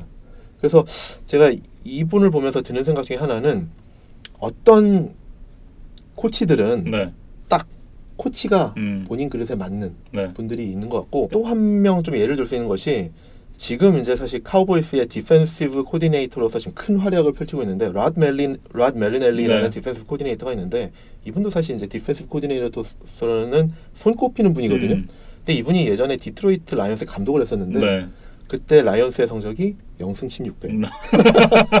그다음에 또 제가 이 말은 정말 하고 싶진 않지만 우리 제이슨 게럿 형님도 오펜시브 코디네이터만 하셨으면 어땠을까라는 생각을 하는데 그러니까 본인들이 가지고 있는 역량을 그 분야에서 집중적으로 하는 게 맞는 분들이 계시고 네, 토니 로모도 지금 해설 정말 기가 막히게 잘하고 있잖아요. 네, 근데 어쨌든 이제 웨이드 필립스나 메리넬리나 이런 분들처럼 그리고 아까 이제 일부에서 말씀드렸던 그 이제 치프스가 영입했다는 이제 디펜시브 코디네이터 스티브 스펙놀로 이런 분들 보면 수비 코치로서는 정말 난다긴다 할 정도로 큰 활약을 펼치는데 감독이 되면 이게 성적이 안 좋더라. 감독은 좀 영역이 좀 다르다. 그래서 감독은 이게 그런 것 같아요. 지금 이게 막 수비 전략을 짜고 플레이 콜링을 하고 이거보다도 감독은 진짜로 그 소위 이제 리더 오브 맨, 그러니까 조직을 잘 거느리고 사람들을 잘 이끄는 이런 역량이 더 중요하지 않은가. 그래서 사실 숀 맥베이 같은 감독을 보면 되게 좀 이례적인 거죠. 그렇죠. 공격에서 이렇게 어쨌든 천재적인 그 자질을 발휘해서 이제 공격 코치로서도 잘하는데 이런 사람들이 또 젊은 나이에 가서 조직까지 장악을 해서 그 어떤 감독으로서까지 훌륭한 역량을 낸다는 것은 대단한 것 같아요. 그래서 이제 어쨌든 가지고 있는 그릇들이 조금 그릇들이 조금씩 다른 것 같은데 어쨌든 이제 그 웨이드 필립스 얘기하다 이렇게 왔는데 그 이 램스가 이 웨이드 필립스를 지금 디펜시브 코디네이터 본인 그릇에 잘 맞게끔 지금 잘 쓰고 있거든요. 그리고 재미있는 거는 이 웨이드 필립스는 60대 아마 70 가까이 된 나이가 그리고 그 위에 이제 감독으로 모이고 있는 션 맥베이. 사실 우리나라로 치면 불가능하죠. 30대 감독 밑에서 70대, 60대 후반 이런 코치가 뛰면 사실 좀 불편하잖아요. 네. 근데 어쨌든 미국이기 때문에 가능한 얘기긴 할 텐데 이런 부분들이 상당히 좀 크게 문제 없이 조화를 잘 이루고 있다라는 부분들이 수비에서도 그렇고 공격에서는 션 맥베이가 워낙 잘 이끌고 있기 때문에 전반적으로 훌륭한 전력을 갖추고 있습니다. 그리고 이번 시즌 또 하나 좀 지켜봐야 될 관점이라고 하면 과연 이 주전 쿼터백 제러드 고프 선수가 시스템 쿼터백이라는 이 오명을 벗어낼 수 있을 만큼의 어떤 이펙터를 보여줄 수 있을까? 저는 이게 상당히 좀 중요하다고 보거든요. 그렇죠. 이제 제러드 고프가 팀을 슈퍼볼에 올려놨는데도 불구하고 이렇게 좀 저평가되는 거에는 이제 같은 해 드래프트됐던 칼슨 웬스, 그다음에 이제 심지어 이제 덱 프레스캇까지도 나름대로 괜찮은 활약을 펼치면서 감독이나 어떤 팀의 지원보다도 본인의 역량을 좀 많이 어필할 수 있는 기회들이 있었는데 제러드 고프 같은 경우에는 감독의 영향력이 너무 커서 어떻게 보면 제러드 고프가 실제로 잘한 걸 수도 있습니다. 그런데 이제 뒤에서 좀 말씀드리겠습니다만 그 션 맥베이 시스템에서 달라진 것들이 도입이 되면서 제러드 고프의 성적이 이제 급상승을 했었거든요. 그러다 보니까 이제 시스템 쿼터백이다 이런 얘기가 나오는데 이런 것을 고려해서 그런 건지 최근에 이제 단장인 레스니드 씨도 이런 얘기를 했었습니다. 이제 같은 해 약간 이제 같이 드래프트됐던 웬스나 프레스캇이 지금 이제 연봉 계약 했거나 이제 임박해 있는데 이런 얘기를 했습니다. 제러드 고프도 연봉 계약을 재계약을 하느냐 안 하느냐의 문제가 아니라 언제 하느냐의 문제다. 곧 할 거다라는 얘기를 했거든요. 그러니까 그만큼 팀에서도 의식을 하고 좀 이렇게 지원 발언을 해주고 이제 지지해주는 모습을 보이거든요. 근데 어쨌든 지금 전반적으로 많은 팬들이 가지고 있는 그런 생각을 좀 불식시키려면 본인도 사실 이따 좀 말씀드리겠지만 좀 이렇게 개선된 역량을 보일 필요는 있습니다. 사실 이제 개인적으로는 LA 램스의 성공이 저한테는 굉장히 중요한 것이 이 LA 램스의 구단주가 스탄 크란키잖아요. 스탄 크란키가 또 하나 구단을 갖고 여러 개의 구단을 갖고 있습니다. 콜로라도 애벌란치를 비롯해서 여러 가지 구단을 갖고 있는데 그 중 하나가 그 잉글리시 프리미어리그의 아스날이라는 구단을 갖고 있어요. 이 팀이 많은 돈을 투자해서 성공하는 걸 보여줘야 지금 아스날의 총책임자가 그 아들 조시 크란키거든요. 조시가 그걸 보고 좀 이게 정신이 번쩍 들어서 아스날에 투자도 좀 하고 그래야 좀 이제 구단이 좀 영광의 길로 다시 돌아갈 수 있지 않을까. 보고 있나 조시? 어쨌든 LA 램스의 성공이 저 개인적으로 조금 굉장히 좀 중요하지 않나. 그러니까 이제 크랭키에 대해서 이제 말씀을 하셨으니까 잠깐 말씀을 드리면 사실 이제 스탠 크랭키가 부동산 재벌이거든요. 그렇죠. 그래서 이제 월마트의 사위잖아요. 그렇죠. 이제 그 램스를 인수하면서 했던 것들도 아마 이제 부동산 프로젝트와 연계된 그런 생각을 많이 했을 거예요. 그래서 지금 아까 저희가 이제 차저스 얘기하면서 잠깐 말씀드렸지만 램스가 지금 하고 있는 것이 이제 내년에 2020년에 이제 새로 오픈하는 그 새 구장을 짓고 있는데 이거를 단순히 이제 그 풋볼 경기장 하나가 아니라 하나의 콤플렉스를 지금 짓고 있거든요. 지금 할리우드 안에 있잖아요. 사실 할리우드 안은 아닙니다. 그 위치는 정확히 말하면 사실 공항에서 더 가까워요. 그렇죠. 위치가 사실 어떻게 보면 저는 지가 가보 좀 놀랐는데 공항에서 너무 가까워요. 그래서 그렇다고 하더라고요. 조금 애매한데 어쨌든 중요한 거는 이 풋볼 경기장만이 아니라 그 할리우드가 그 명성을 떨치는 여러 가지 엔터테인먼트 시스템을 하나에 다 넣어서 그러니까 메가 컴플렉스로 만들고 있어요. 그래서 지금 이게 약 5조짜리 프로젝트라고 하는데 그 중심에 이제 요소 중에 하나로 이제 풋볼 경기장이 들어가 있는 거죠. 그렇죠. 근데 이제 그 워낙 이제 사업가 기질이 있고 부동산 쪽으로 이제 개발을 잘하고 그러니까 그렇지만 이 NFL 구단들의 수익원이 제일 큰 게 첫 번째로는 그 방송 중계권료가 제일 크고요. 이게 그 구단 수익의 한 7-80%를 차지하고요. 두 번째로 큰 게 이제 각종 이제 네이밍 라이츠를 이제 판매해서 이제 권리를 팔아서 이제 그 수익을 창출하는 건데 그 중에서 가장 큰 게 아무래도 이제 스테디움 네이밍 라이츠죠. 그래서 경기장에다가 기업 이름을 붙일 수 있는. 그래서 예를 들면 그 달라스 카우보이스 경기장 같은 경우는 예를 들면 AT&T 스테디움 이런 식으로 그렇죠. 기업들이 본인들 이름을 걸고 이제 마케팅하는 툴로 활용을 하는 거죠. 메르세데스 벤츠 스타디움, 그렇죠. 이런 애틀란타도 그렇고. 근데 이제 지금 말씀하신 메르세데스 벤츠 스타디움이나 AT&T 스타디움, 달라스 같은 경기장들이 최근에 이제 건립된 좋은 경기장들이고. 이 이제 경기장들이 상당히 이제 비싼 가격에 이제 네이밍 라이트를 팔았어요. 근데 그렇죠. 보통 연 한 2천만 불 조금 안 되는 선에서 그러니까 우리 돈으로 하면 한 연 200억 정도 되는 선에서 짧게는 10년, 길게는 20년까지 계약을 하거든요. 그러니까 그 금액이 상당히 큰데 램스가 아까 말씀드린 것처럼 이 5조짜리 프로젝트라면서 상당히 야심차게 네. 큰 금액으로 이게 지금 네이밍 라이스를 팔려고 하고 있는데 사실 생각보다 그게 좀 잘 안 되고 있는 것 같아요. 예. 이걸 이제 그 스탠 크랭키가 네. 그동안 쌓아왔던 부동산 업계에서 그 사업을 해오면서 쌓아왔던 기질들이 지금 이제 이 램스라는 구단을 통해서 이렇게 다시 한번 이걸 크게 한번 이렇게 거두려고 하는데 네. 생각보다 잘 안 되고 있는 것 같아요. 그리고 사실 이 LA에 돌아왔던 것도 그 이유가 상당히 크잖아요. 뭐 사실 이제 차저스도 그렇고 네. 램스도 그렇고 경기장이 상당히 큽니다. 그리고 이제 차저스는 경기장을 찾지 못해서 온 거고 네. 램스는 이제 말씀하신 것처럼 그 부동산 프로젝트를 따기 위해서 온 게 사실 큽니다. 그 보통 아까 이제 메르세데스 벤츠나 AT&T나 이런 대기업들이 상당히 큰 금액을 주고 이런 권리를 사온 거기 때문에 아무나 사실 이렇게 큰 돈을 주고 사오지는 못하거든요. 네. 이제 이런 제한들이 국내 기업들한테도 들어옵니다. 스테디움 네이밍 라이스는 아니지만 현대차 같은 경우에는 리그 스폰서도 그렇죠. 하고 있고요. 네. 전에 삼성도 했었고 어쨌든 이런 큰 기업들을 중심으로 이렇게 제한을 하게 되고 큰 기업들이나 사실 할 수 있는 이런 딜인데 네. 램스가 사실 큰 프로젝트라면서 큰 금액에 이런 어떤 딜을 노리다 보니까 상당히 큰 기업들 그다음에 큰 금액을 가지고 이렇게 돌아다니고는 있는데 그 성과가 사실은 뭐 아직 팀에서 발표를 하고 있지 않아서 오픈할 수는 없지만 조금 어떻게 보면 그 팬분들이 그 나중에 결과를 들으시면 좀 놀랄 수도 있습니다.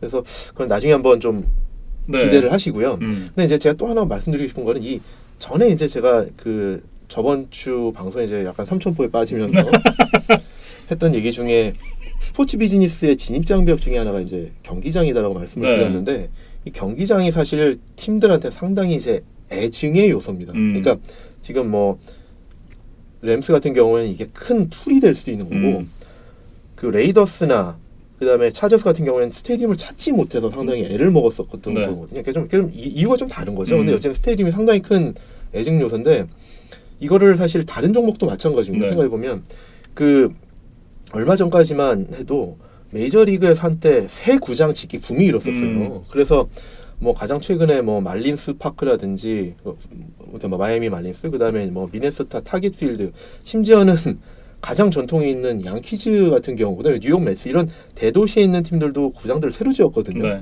사실 생각해 보면 양키즈 같이 이렇게 전통이 많은 팀들 그다음에 또 스포츠 팀들이 다 이렇게 좀 미신을 많이 좀 믿기 때문에 그런 어떤 잘했던 그런 경기장을 떠나서 새로운 경기장을 옮기가면 성적이 안 좋아지지 않을까 이런 우려도 있거든요.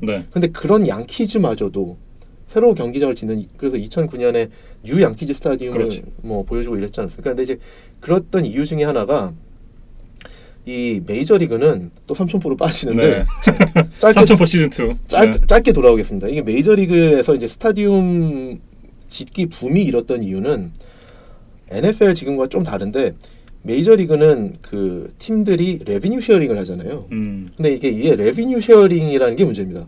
그러니까 무슨 말이냐면 팀들이 돈을 벌어서 리그 전체적으로 그걸 모아서 이제 재분배를 해서 공유한다라는 건데 이게 프로핏 쉐어링이 아니라 레비뉴 쉐어링이라는 겁니다. 그러니까 팀들이 돈을 벌어서 비용들 다 빼고 수익을 공유하는 게 아니라 딱 매출 발생하는 걸 공유하는 거거든요. 팀들이 매출을 많이 벌어도 이 비용은 어차피 자기네들이 다 분배하는 그 비용 부담하는 건데 매출에서 공유를 하다 보니까 이게 어떻게 보면은 상당히 좀 억울한 부분들이 많거든요. 다 이익까지 다 남긴 다음에 비용 다 처분해서 이익까지 남긴다고 하면은 본인들이 가서 미리 계산을 하고 어떻게 좀 떼내야지 할 수 있는데 이게 매출에서 하다 보니까 팀들이 상당히 불만이 많았어요. 근데 이제 리그에서 취한 게 뭐냐면 그러면 비용 항목 하나는 빼줄게 라고 해서 한 게 뭐냐면 구장 관리 비용입니다. 구장 메인테넌스 비용. 그러다 보니까 팀들이 어떻게 이제 잔머리를 굴렸냐면 경기장을 새로 짓고 이거를 자산화하면은 어쨌든 자산 가치도 올라가고 이 구장을 지은 다음에 보통 이걸 한 20년 단위로 이제 감가상각으로 비용을 떨거든요. 근데 그러면 그거를 비용으로 20년씩 나눠서 떨면 되겠다. 그러면은 이 항목은 내가 레비뉴 쉐어링 하는 거에서 뺄 수 있겠다. 그러니까 이런 거에서 사실 시작된 거거든요. 일종의 꼼수네요. 꼼수죠. 그래서 그러다 보니까 많은 팀들이 이제 새 경기장을 지어서 자산화하면서 비용 항목을 덜어내는 이런 걸 했거든요.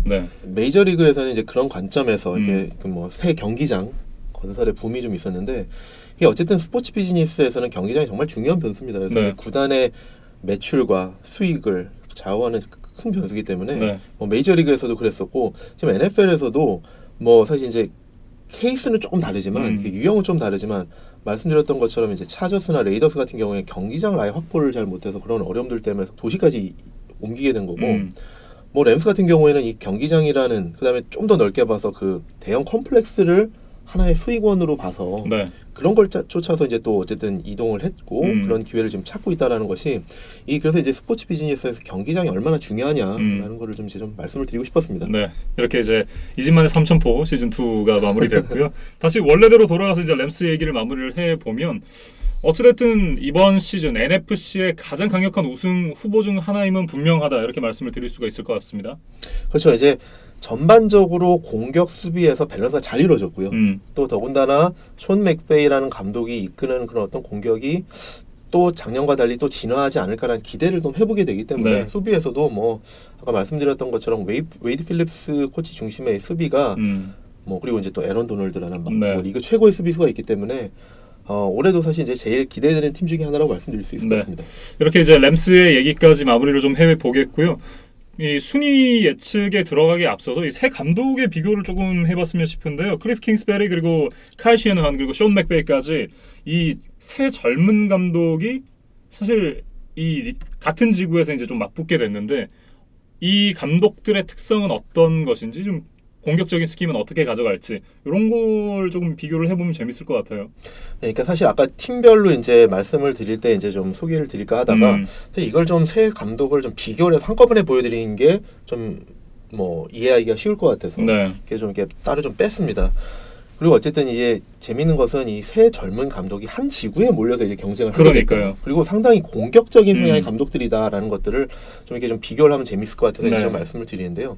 일단 어쨌든 출발점은 숀 맥베이입니다. 맥베이가 워낙 이제 빠른 시간 내에 큰 성공을 이뤘기 때문에 이 맥베이 따라잡기에 NFL 리그 전체적으로 좀 현안이 되어 있다. 그래서 지금 보면 올 시즌 기준으로 보면 리그 전체 32개 팀이 있지 않습니까? 네. 그중에서 올 시즌에 플레이 콜러가 바뀐 팀이 15개입니다.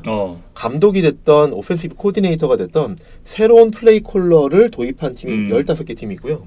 그중에 감독이 이제 새로운 감독인 팀이 이제 5개 팀이고 감독이 이제 숀 맥베이처럼 40세 이하의 감독으로 이제 교체한 팀이 지금 이제 7개 팀이나 됩니다.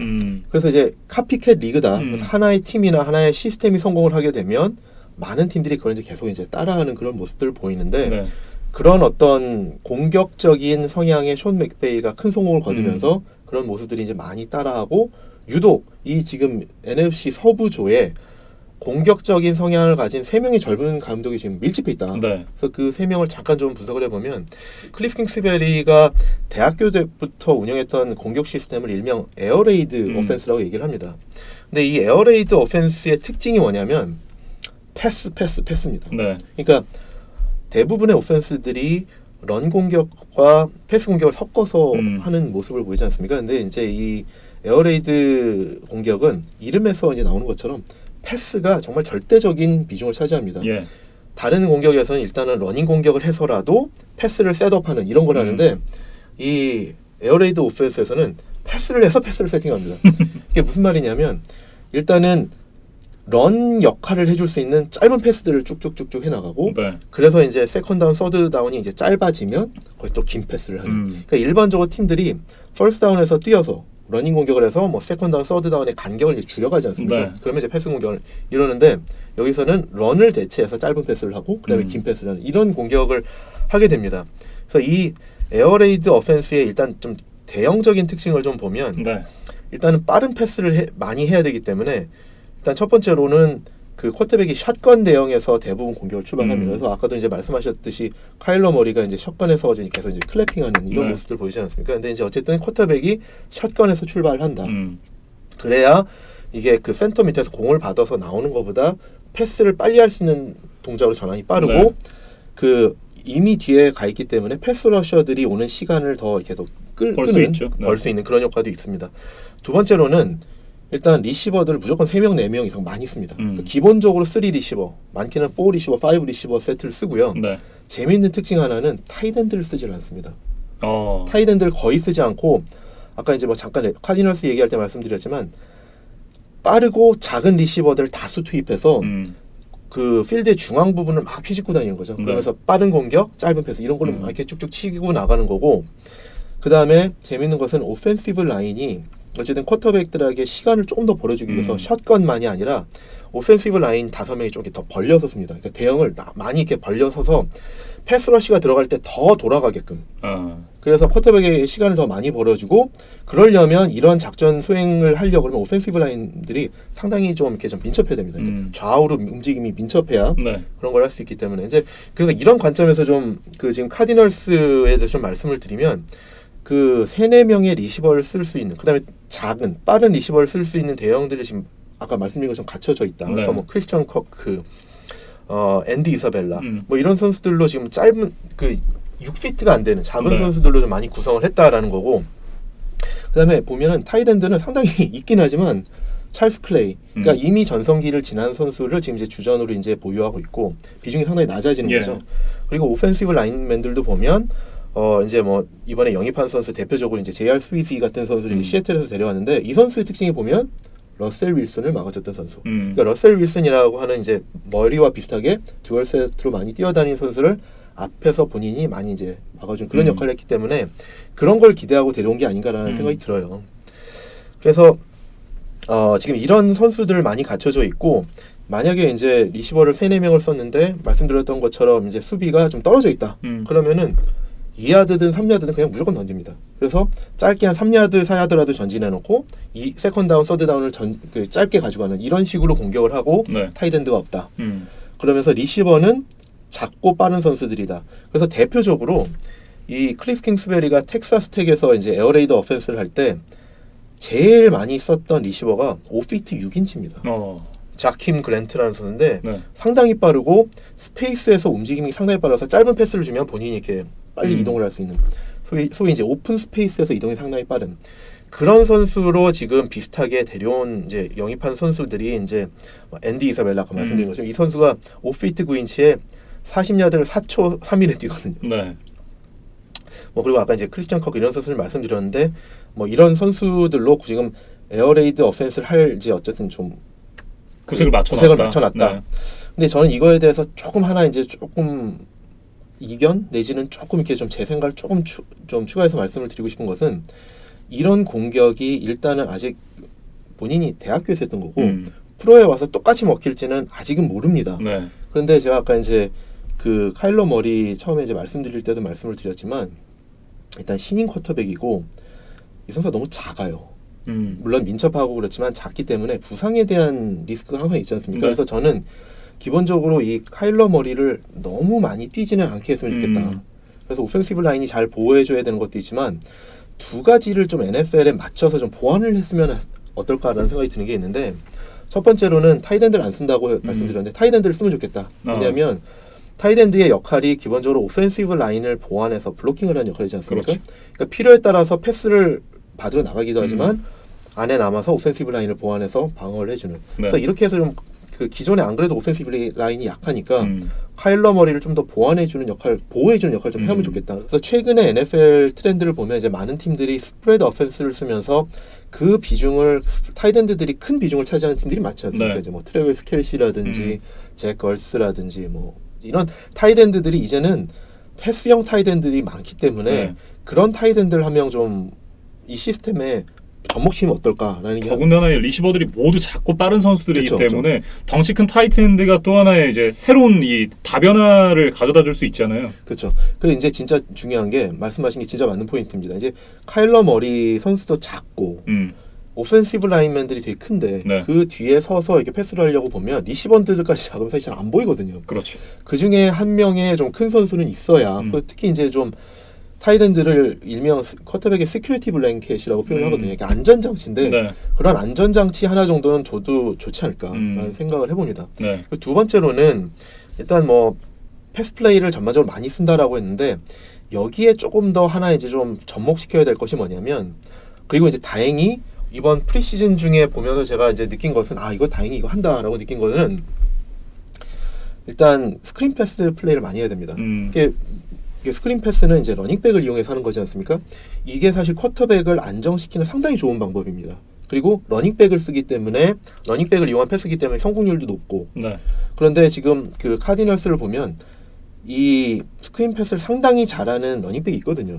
데이빗 존슨이라는 이제 뭐 사실 아까 이제 뭐 연봉 말하면서도 말씀드렸지만 리그 한 3, 4위권의 연봉을 받는 그 러닝백이고, 이 선수가 최근에 뭐 재작년에 부상을 당해서 제대로 뛰지를 못했지만 2016년 이때 활약했던 걸 보면 상당히 좋은 활약을 많이 했었고, 뭐 러싱만이 아니라 리시빙에서도 상당히 큰 활약을 했었거든요. 네. 패스 리셉션을 80개나 할 정도로 레이비언 벨급의 그 어쨌든 러닝백에서의 듀얼 스렛 그런 어떤 역량을 가진 러닝백이 있기 때문에 네. 이런 선수를 스크린 패스를 접목시켜서 하면 카일러 머리라는 젊은 쿼터백이 빠른 시일 내에 좀 안정화되고 편하게 에어레이드 오펜스를 NFL에 조금 더 맞게끔 변형화해서 쓸 수 있지 않을까라는 생각을 해봅니다. 네, 이렇게 킹스베리에 대한 얘기를 좀 해봤고요. 이제 카일 셰너한과 션 맥베이 이 두 풋볼 금수저. 그렇죠. 진짜 완전히 금수저도 아니에요. 다이아 수저 정도로 표현을 해야 될 것 같은데 진짜 이 풋볼 명문가에서 이제 어릴 때부터 조기 교육을 받으면서 자라온 두 감독이잖아요. 네, 금수저라고 표현을 해주셨는데 이제 그게 이제 아버지가 마이크 셰너헨 예전 이제 덴버 브론코스에서 팀을 2번이나 우승으로 이끌었던 명장이죠. 네. 그 이제 감독의 아들이고 그렇기 때문에 이제 금수저라는 표현을 써주셨는데 물론 이제 아버지 밑에서 배운 것도 있고 사실 프로에 와서는 또 2명의 NFL 공격 거장한테서 이제 또 배운 게 있거든요. 그러니까 존 구루든, 네. 그다음에 게리 쿠비아, 다들 이제 뭐 슈퍼볼을 우승했던 명장들이지 않습니까? 그렇습니다. 그 이제 그 명장들 밑에서 공격을 계속 이제 배워오면서 애틀란타 펠콘스에서 이제 충분히 역량도 발휘했던 그런 이제 감독입니다. 이제 그래서 카일 셰너헨의 공격의 시스템에 대해서 조금 말씀을 드려보면 재밌는 거는 이제 카일 셰너헨이 49ers 감독으로 왔잖아요. 네. 그때 이제 재밌는 일화가 있는데. 이 49ers가 80년대, 90년대 우승을 많이 했잖아요. 그때 이제 많이 이제 썼던 그 공격을 일컬어서 웨스트코스트 어펜스라는 이제 표현을 쓰거든요. 근데 이제 웨스트코스트 어펜스의 특징이 뭐냐면 짧은 패스를 많이 써서 이게 사실 어떻게 보면 지금 아까 말씀드린 에어레이드 시스템과 좀 비슷한 것처럼 보일 수 있습니다. 네. 그런데 이런 질문을 한 거죠. 기자가 그 카일 슈네한테 이런 질문을 했어요. 이제 너도 웨스트코스트 어펜스를 할 건데 너는 어떻게 다르게 할 거냐라는 질문을 한 거에 대해서 F워드 쓰면서 그렇죠. 안 한다 그랬죠. 상당히 이게 안 한다라는 뭐 의미보다도 누가 나보고 웨스트코스트 어펜스래 라는 이제 얘기를 했는데 이게 무슨 말이냐면 웨스트코스트 어펜스가 아까 말씀드린 것처럼 에어레이드라고 비슷하게 보일 수도 있는데 사실은 웨스트코스트 어펜스의 그 어떤 그 패스를 많이 쓰게 된 기원은 보수적으로 해나가기 위한 작전이었거든요. 그러니까 이거를 만든 감독이 이제 도입한 사람이 이제 빌 월시라는 이제 49ers 감독이었는데 이분이 이제 패스를 많이 썼었죠. 근데 이제 사실은 이 보수적이라는 게 뭐냐면 사실 짧은 패스들을 쭉쭉쭉쭉 이어나가. 그러니까 롱 패스를 하는 이런 어떤 그 성공률이 낮은 패스들을 하는 것보다는 짧은 패스들을 많이 해서 하이 퍼센티지 패스를 많이 해서 보수적으로 접근해 가겠다라고 했던 것인데 패스를 많이 하게 되니까 이게 어떻게 보면 이게 패스를 많이 하네? 이게 스프레드 어펜스네? 라고 이게 사실 이제 그것도 뭐 그렇게 해석을 할 수도 있는데 그런 거에 대해서 이제 셰너헨 감독이 반박을 한 거거든요. 뭔 소리냐? 그 웨스트코스트 어펜스는 상당히 보수적인 공격이다. 나는 되게 공격적이다. 그래서 이제 셰너헨 감독의 특징은 웨스트코스트 어펜스와는 달리 반대로 그 숏 패스를 하는 것들이 일부 있긴 하지만 그게 숏 패스를 위한 숏 패스가 아니라 롱 패스를 셋업 해놓기 위한 숏 패스다. 그러니까 숏 패스를 해서 수비를 앞으로 당기고 롱 패스를 하는 이런 공격이다. 그래서 나는 상당히 공격적인 감독이다라는 걸로 이제 그런 일화가 있어요. 근데 이제 셰너헨에 대해서 제가 아까 이제 상당히 좀 변화를 잘하고 적응을 잘한다고 말씀드린 게 에어레이드 오펜스에서는 작은 리시버들 여러 명 쓴다고 했었잖아요. 근데 이 셰너헨 감독의 특징은 첫 번째로는 일단은 X 리시버를 활용을 합니다. 그러니까 X 리시버의 특징은 일단 기본적으로 체격이 크고 물론 스피드까지 좋으면 좋겠지만 아웃사이드에서 그 체격이 큰 리시버가 확실한 넘버원 리시버 역할을 해주는 이런 리시버들을 절대적으로 사용을 했었거든요. 기본적으로 이제 아이솔레이션이 가능한 친구들. 그렇죠. 그래서 그런 선수가 상당히 큰 비중을 차지했습니다. 그래서 전에 그동안 이제 써왔던 리시버들을 보면 휴스턴에서 안드레이 존슨, 그 다음에 저기 그 애틀란타에서의 훌리오 존스, 워싱턴에 있을 때는 체격은 작지만 피에르 갈손 이런 선수들을 X 리시버로 쓰면서 절대적으로 공격 그 포션이 그쪽으로 많이 갔었거든요. 네. 그러면 이제 거기에 집중될 때 다른 리시버들을 활용하는 그런 공격을 썼었는데 제가 이제 변화를 잘한다, 적응을 잘한다는 게 무슨 말이냐면 49ers에 와서는 사실은 아직까지는 이렇다 할 넘버원 리시버가 없습니다. 네. 그래서 올해 이제 단테 페티스가 그런 선수로 발돋움을 할까라는 이제 뭐 기대를 할 수 있다라고 말씀을 드렸지만 지금까지 그런 상황에서 오히려 그 변화에서 뭘 했냐면 X 리시버가 없는 상황에서 다양한 작은 리시버들 그 다음에 타이드엔드를 활용을 해서 경기 중앙부를 뚫고 나간 이런 공격을 좀 변해 나갔거든요. 네. 시스템도 그 어떤 선수들에 따라서 그 다음에 그 리그의 트렌드에 따라서 변화를 해야 되는데 지금까지는 그런 모습을 잘 보여줘 왔거든요. 네. 그래서 셔너헨이 어떻게 보면 진짜 뭐 공격 천재적인 모습을 보여준 거죠. 그래서 이제 패스도 공격적으로 많이 하면서 본인들이 시스템에 갖춰진 선수에 따라서 좀 이렇게 유들이 있게 간다라고 네. 이렇게 좀 말씀을 드릴 수 있을 것 같고요. 예. 그런데 이제 올해 이제 단테 페티스가 뭐 어느 정도일지 모르겠지만 X 리시버로서 넘버원 리시버까지 이렇게 성장을 해준다라고 그러면 마키스 굿딘이라는 이제 빠른 리시버를 이용해서 애틀란타에서 했던 것처럼 이제 테일러 게브리엘 성격의 그런 좀 빠른 리시버 역할을 해주고 조지 키틀이 이제 타이드엔드로서 역할을 해준다 그러면 사실 이 어펜스도 상당히 좀 포텐셜이 많이 있다고 보여집니다. 그래서 네. 셰너인이 가지고 있는 어떤 그런 오펜시브 스킴은 에어레이드랑은 좀 다르다. 그리고 본인 스스로도 예전에 49ers에서 우승을 할 때 많이 썼던 웨스트 코스트 오펜스와는 좀 다르다라고 네. 이렇게 좀 본인도 이렇게 선을 좀 긋는 그런 모습을 보여드렸습니다. 애틀랜타에 있을 때 이 댄킨 감독 밑에서 이제 오펜시브 코디네이터를 하지 않았습니까? 그렇죠. 그 당시에 이제 매티 아이스, 멜라이언 선수를 상당히 좀 이 퍼포먼스 끌어올렸다라는 평가를 받았었기 때문에 지미 가로폴로 선수에게 얼마나 더 이제 많은 향상을 가져다 줄 수 있을지도 좀 기대가 되는 부분이에요. 그렇죠. 그래서 어쨌든 그 상당히 공격적이다. 이게 제가 이걸 말씀드리는 이유가 뭐냐면 본인도 이렇게 얘기를 했고 네. 실제로 어떻게 보면 너무 공격적이어서 이게 좀 더 문제가 된 경우도 있어요. 그러니까 슈퍼볼에서 뉴잉글랜드한테 그때 3쿼터 말에 28대 3으로 앞섰잖아요. 네, 맞아요. 근데 그런 상황에서는 일반적으로 3쿼터 후반이면 이제 4쿼터까지 시간이 많지 않 남았기 때문에 그때는 이제 공격에서 러닝 공격을 많이 하면서 네. 시간을 끌어가면서 그렇죠. 이제 우승을 확정 지어가는 이런 모습이 일반적인 모습인데 그때 했던 모습들을 보면 28대 3으로 앞선 상황에서도 패스 공격을 상당히 많이 했었거든요. 네. 사실 제가 오늘 낮에 시간이 좀 남아서 심심하길래 그 경기를 다시 보고 왔거든요. 그러니까 보니까 왜 저기서 계속해서 패스 공격을 이어갔을까라는 생각이 저도 들긴 하더라고요. 그러니까요. 그래서 어떻게 보면 공격적인 성향이 너무 공격적이다 보니까 그때는 오히려 좀 독약으로 작용을 했었다. 네. 그런데 이제 어쨌든 본인은 그런 걸 이제 나름 이제 그 프라이드로 삼고 상당히 공격적인 플레이를 펼치는 그런 감독입니다. 사실 그때 당시에는 어쨌든 큰 점수 차로 이기고 있었기 때문에 더 큰 점수 차로 이게 이기고자 하는 그런 마음도 없지 않아 있었을 것 같다는 생각이 좀 들긴 하더라고요. 뭐 그런 걸 수도 있고요. 네. 어떻게 보면 이제 공격적인 성향을 가진 감독들의 특징이 가지고 있는 철학이 이거죠. 공격이 최선의 수비다. 그러니까 계속 어쨌든 끊임없이 밀어붙여서 네. 뭐 우승할 때까지 그런 공격을 하겠다라는 건데 사실은 이제 이게 뭐 다득점제가 아니라 시간제인 경기에서는 네. 타임 매니지먼트가 되게 중요하지 않습니까? 그렇죠. 그래서 이제 그런 부분에 있어서는 조금 아쉬움이 있었다. 근데 이제 그때는 이제 오펜시브 코디네이터였고 지금 이제 감독이 되지 않았습니까? 근데 이제 아까 이제 뭐 웨이드 필립스 얘기하면서도 말씀을 드렸지만 코치일 때와 감독일 때는 역할이 좀 달라지고 감독일 때는 어쨌든 경기를 전반적으로 다 매니지하는 이런 능력이 있어야 되고 선수만이 아니라 타임 매니지먼트 상당히 중요하거든요. 네. 이제 그런 부분들은 아마 본인이 경험을 통해서 이제 뭐 감독으로서는 조금 더 좋은 영향을 발휘하지 않을까라는 기대를 해봅니다. 네, 이제 마지막으로 이제 션 맥베이 감독에 대해서 얘기를 해볼 텐데요. 사실 뭐 더 큰 설명이 필요할까요? 그냥 LA 램스 그냥 알파이자 오메가다 이렇게 좀 말씀을 드려야 될 것 같은데요. 사실은 우리가 이제 션 맥베이 그러면 상당히 공격적이고 뭐 그런 감독 때문에 사실 이제 뭐 킹스베리나 셔너헨이 사실 더 이제 부각되는 면이 있어서 상당히 좀 비슷하지 않을까라는 생각을 하는데 차이가 좀 있긴 있습니다. 이게 무슨 말씀이냐면 말씀드린 것처럼 킹스베리나 카일 셔너헨은 상당히 패스 중심적으로 공격을 하는 감독입니다. 네. 물론 맥베이도 상당히 공격적입니다.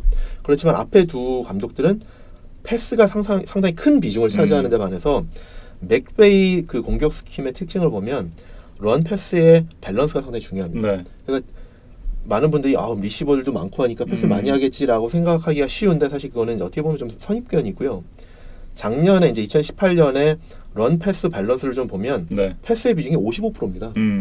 그만큼 런과 패스를 적절히 믹스를 한다는 거고 네. 이 말씀드린 것처럼 킹스베리 어펜스와 카일 셔너의 어펜스에서 중요한 포지션들은 이제 리시버들이거든요. 근데 이제 맥베이의 공격에서는 리시버들이 안 중요하다는 게 아니라 이 맥베이 오펜스의 구심점은 러닝백입니다. 네. 그래서 이제 그거를 할 수 있는 최적의 선수가 지금 있는 거죠. 핫 걸리라는 선수가 있어서 이게 런을 통해서 패스를 셋업하는 네. 그리고 러닝백도 나중에는 패스에 가담하는 그렇죠. 그런 공격을 하는 거거든요. 네. 그래서 이제 그 아까 말씀드린 두 감독과는 조금 공격 스킴에서 차이가 있다. 네. 그러니까 사실상 이제 런을 통해서 우리 러싱 할 거야라는 걸 보여준 다음에 그 다음에 플레이 액션을 통해서 이제 미스트랙션을 발생시키고 그리고 이제 거기서 또 패스가 연결이 되는 거잖아요. 그렇죠. 션 맥베이의 공격을 한마디로 하면 unpredictability입니다. 그러니까 예측할 수 없는 거죠. 워낙 이게 균형이 잘 맞춰져서 이것도 잘하고 저것도 잘하니까 어떤 걸 할지 모르는 이런 게 상당히 중요한 거거든요. 근데 이제 그러면서 제가 이제 그 맥베이 공격을 설명하면서 하나 좀 이제 말씀드리고 싶은 건 아까 이제 저희가 이제 제럿 거프에 대해서 시스템 쿼터백이다. 라고 이제 말씀을 드렸는데 왜 그런 거냐에 대해서 아마 이제 좀 팬분들이 궁금해할 것 같아서 어떤 의미에서 시스템 쿼터백이냐라는 걸 좀 말씀을 드리면 이 션 맥베이가 제프 피셔 이후에 와서 공격 시스템을 좀 바꾼 것들의 특징을 좀 보면 한 서너 가지를 뽑을 수 있는데요. 일단 첫 번째로는 그러니까 물론 이제 서너 가지가 다 이제 쿼터백이 유리하게끔 해주는 거죠. 일단 첫 번째로는 노허들 어펜스입니다. 그러니까 물론 100% 노허들은 아니지만 중요한 순간순간 그 드라이브에서 노허들 어펜스를 상당히 많이 씁니다. 근데 이 노허들이 갖는 장점이 뭐냐면 이 공격 템포를 공격이 지배한다라는 거죠. 그러니까 노허들을 하면은 수비들은 이제 뭐 플레이가 끝나면 빨리 와서 다시 이제 수비 대응을 갖춰야 되고 또 하나 중요한 거는 교체가 어려워집니다. 공격수를 바꾸고 뭐 이럴 수는 있지만 공격이 그렇게 노허들로 움직이다 보면 수비들은 교체를 할 시간이 상당히 좀 부족하거든요. 그러니까 같은 선수들이 계속 뛰고 스킴과 관계없는 선수들이 뛸 수도 있고 이런 상황이 되고 또 지치고 그러다 보니까 노허들 어펜스가 가져다주는 특징은 공격이 훨씬 유리하고 그런 수비들이 혼란한 틈을 타서 쿼터백이 훨씬 그걸 이용할 수 있다.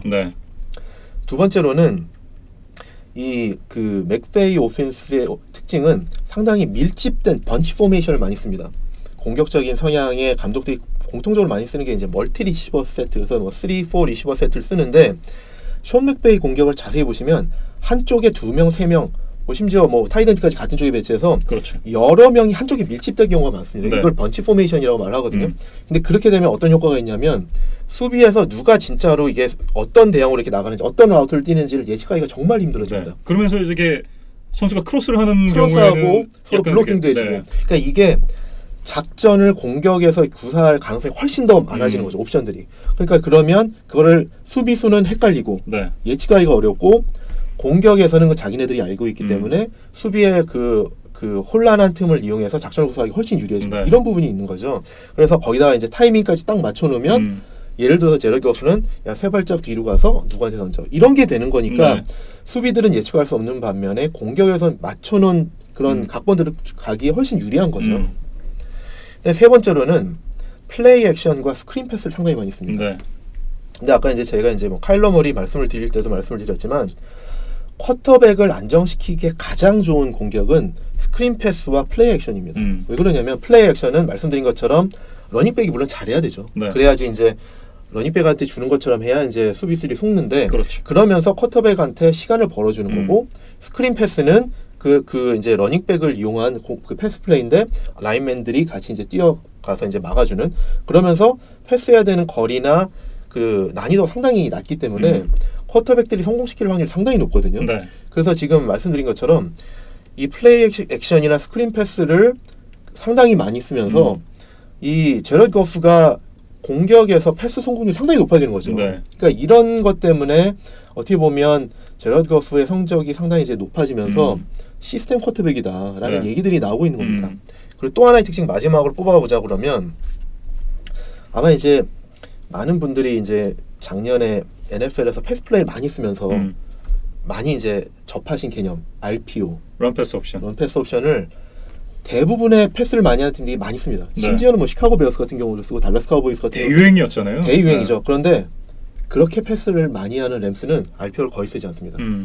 근데 RPO의 특징이 뭐냐면 쿼터백이 라인 오브 스크리미지에서 상대 수비 대응을 읽고 특히 그 중에서 라인베커나 세이프티의 무브먼트를 보고 순간적으로 판단해서 런할 거냐 패스할 거냐를 판단해야 되거든요. 네. 근데 램스는 그렇게 패스를 많이 하면서도 그리고 그렇게 좋은 러닝백이 있으면서도 RPO를 거의 안 씁니다.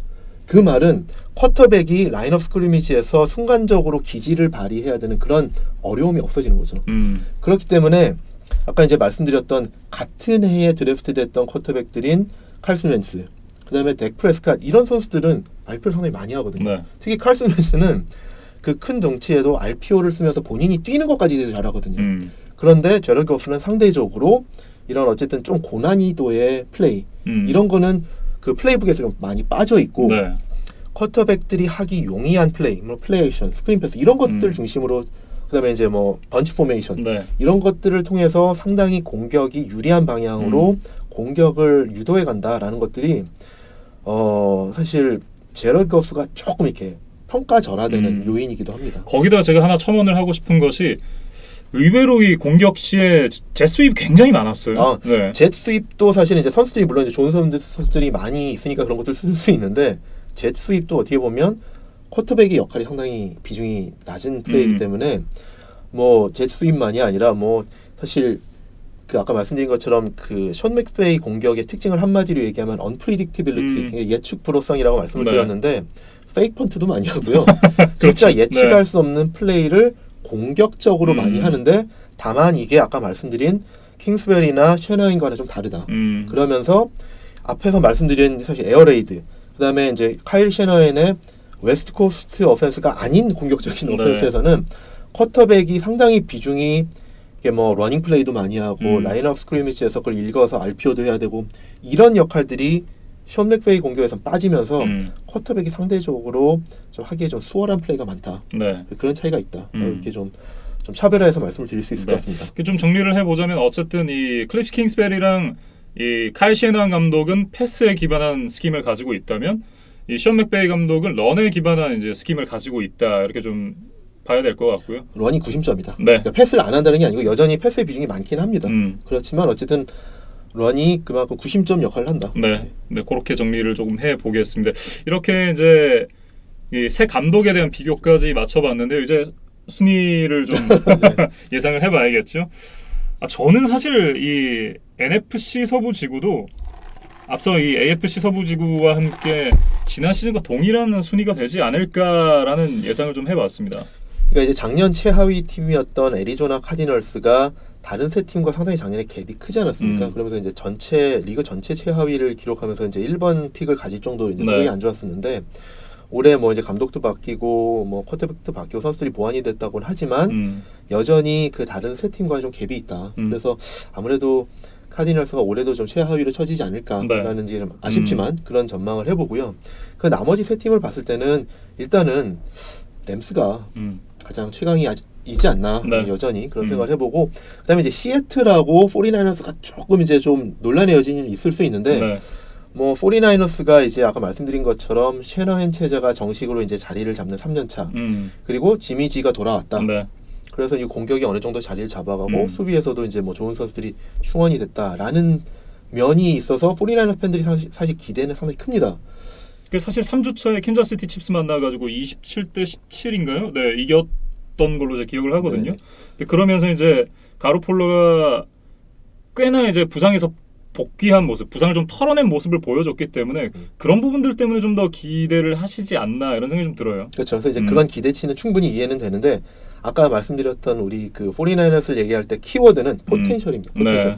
대부분의 어쨌든 선수들이나 감독 시스템이나 아직은 대부분 이게 그 평가 기준이 포텐셜을 놓고 하는 거기 때문에 그게 그대로 다 100% 실현될 거냐 모든 선수들이 모든 그 시스템과 이거 그대로 다 구현이 될 거냐라는 거는 좀 미지수가 있는 거죠. 반면에 시옥스 같은 경우에는 어떻게 보면 지금 이제 클라우니가 오기 전에도 사실은 그래도 좀 무시할 수 없는 저력이었는데 클라우니라는 선수가 와서 수비에 어떻게 보면 다이나믹스가 완전히 바뀔 수 있다.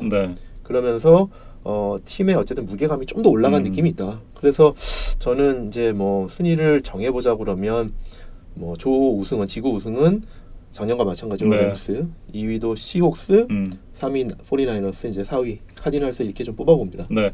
어찌됐든 이 샌프란시스코 49너스보다는 이 시애틀 시옥스가 물음표보다 느낌표가 더 많다는 그런 느낌을 저는 개인적으로 가지고 있거든요. 그렇죠. 네. 네. 그렇기 때문에 아마 시애틀 시옥스가 이 지구에서는 2위 정도가 되지 않을까 이렇게 예상을 해봤습니다. 이렇게 순위 예상까지 이 NFC 서부 지구에 대한 얘기를 모두 맞춰보도록 하겠습니다. 이렇게 이제 8개 지구에 대한 예상이 끝났고요. 이제 이어지는 3부에서는 이 금요일 이제 드디어 정규 시즌이 개막을 하게 되는데 이 정규 시즌 첫 번째 주에 있을 경기들에 대한 이 승부 예측을 한번 해보도록 하겠습니다. 유튜브나 팟빵을 통해서 이제 질문 남겨주시면 저희가 성심성의껏 대답을 해드리도록 하겠습니다. 이렇게 2부 마치겠고요. 3부 이 승부 예측으로 돌아오도록 하겠습니다.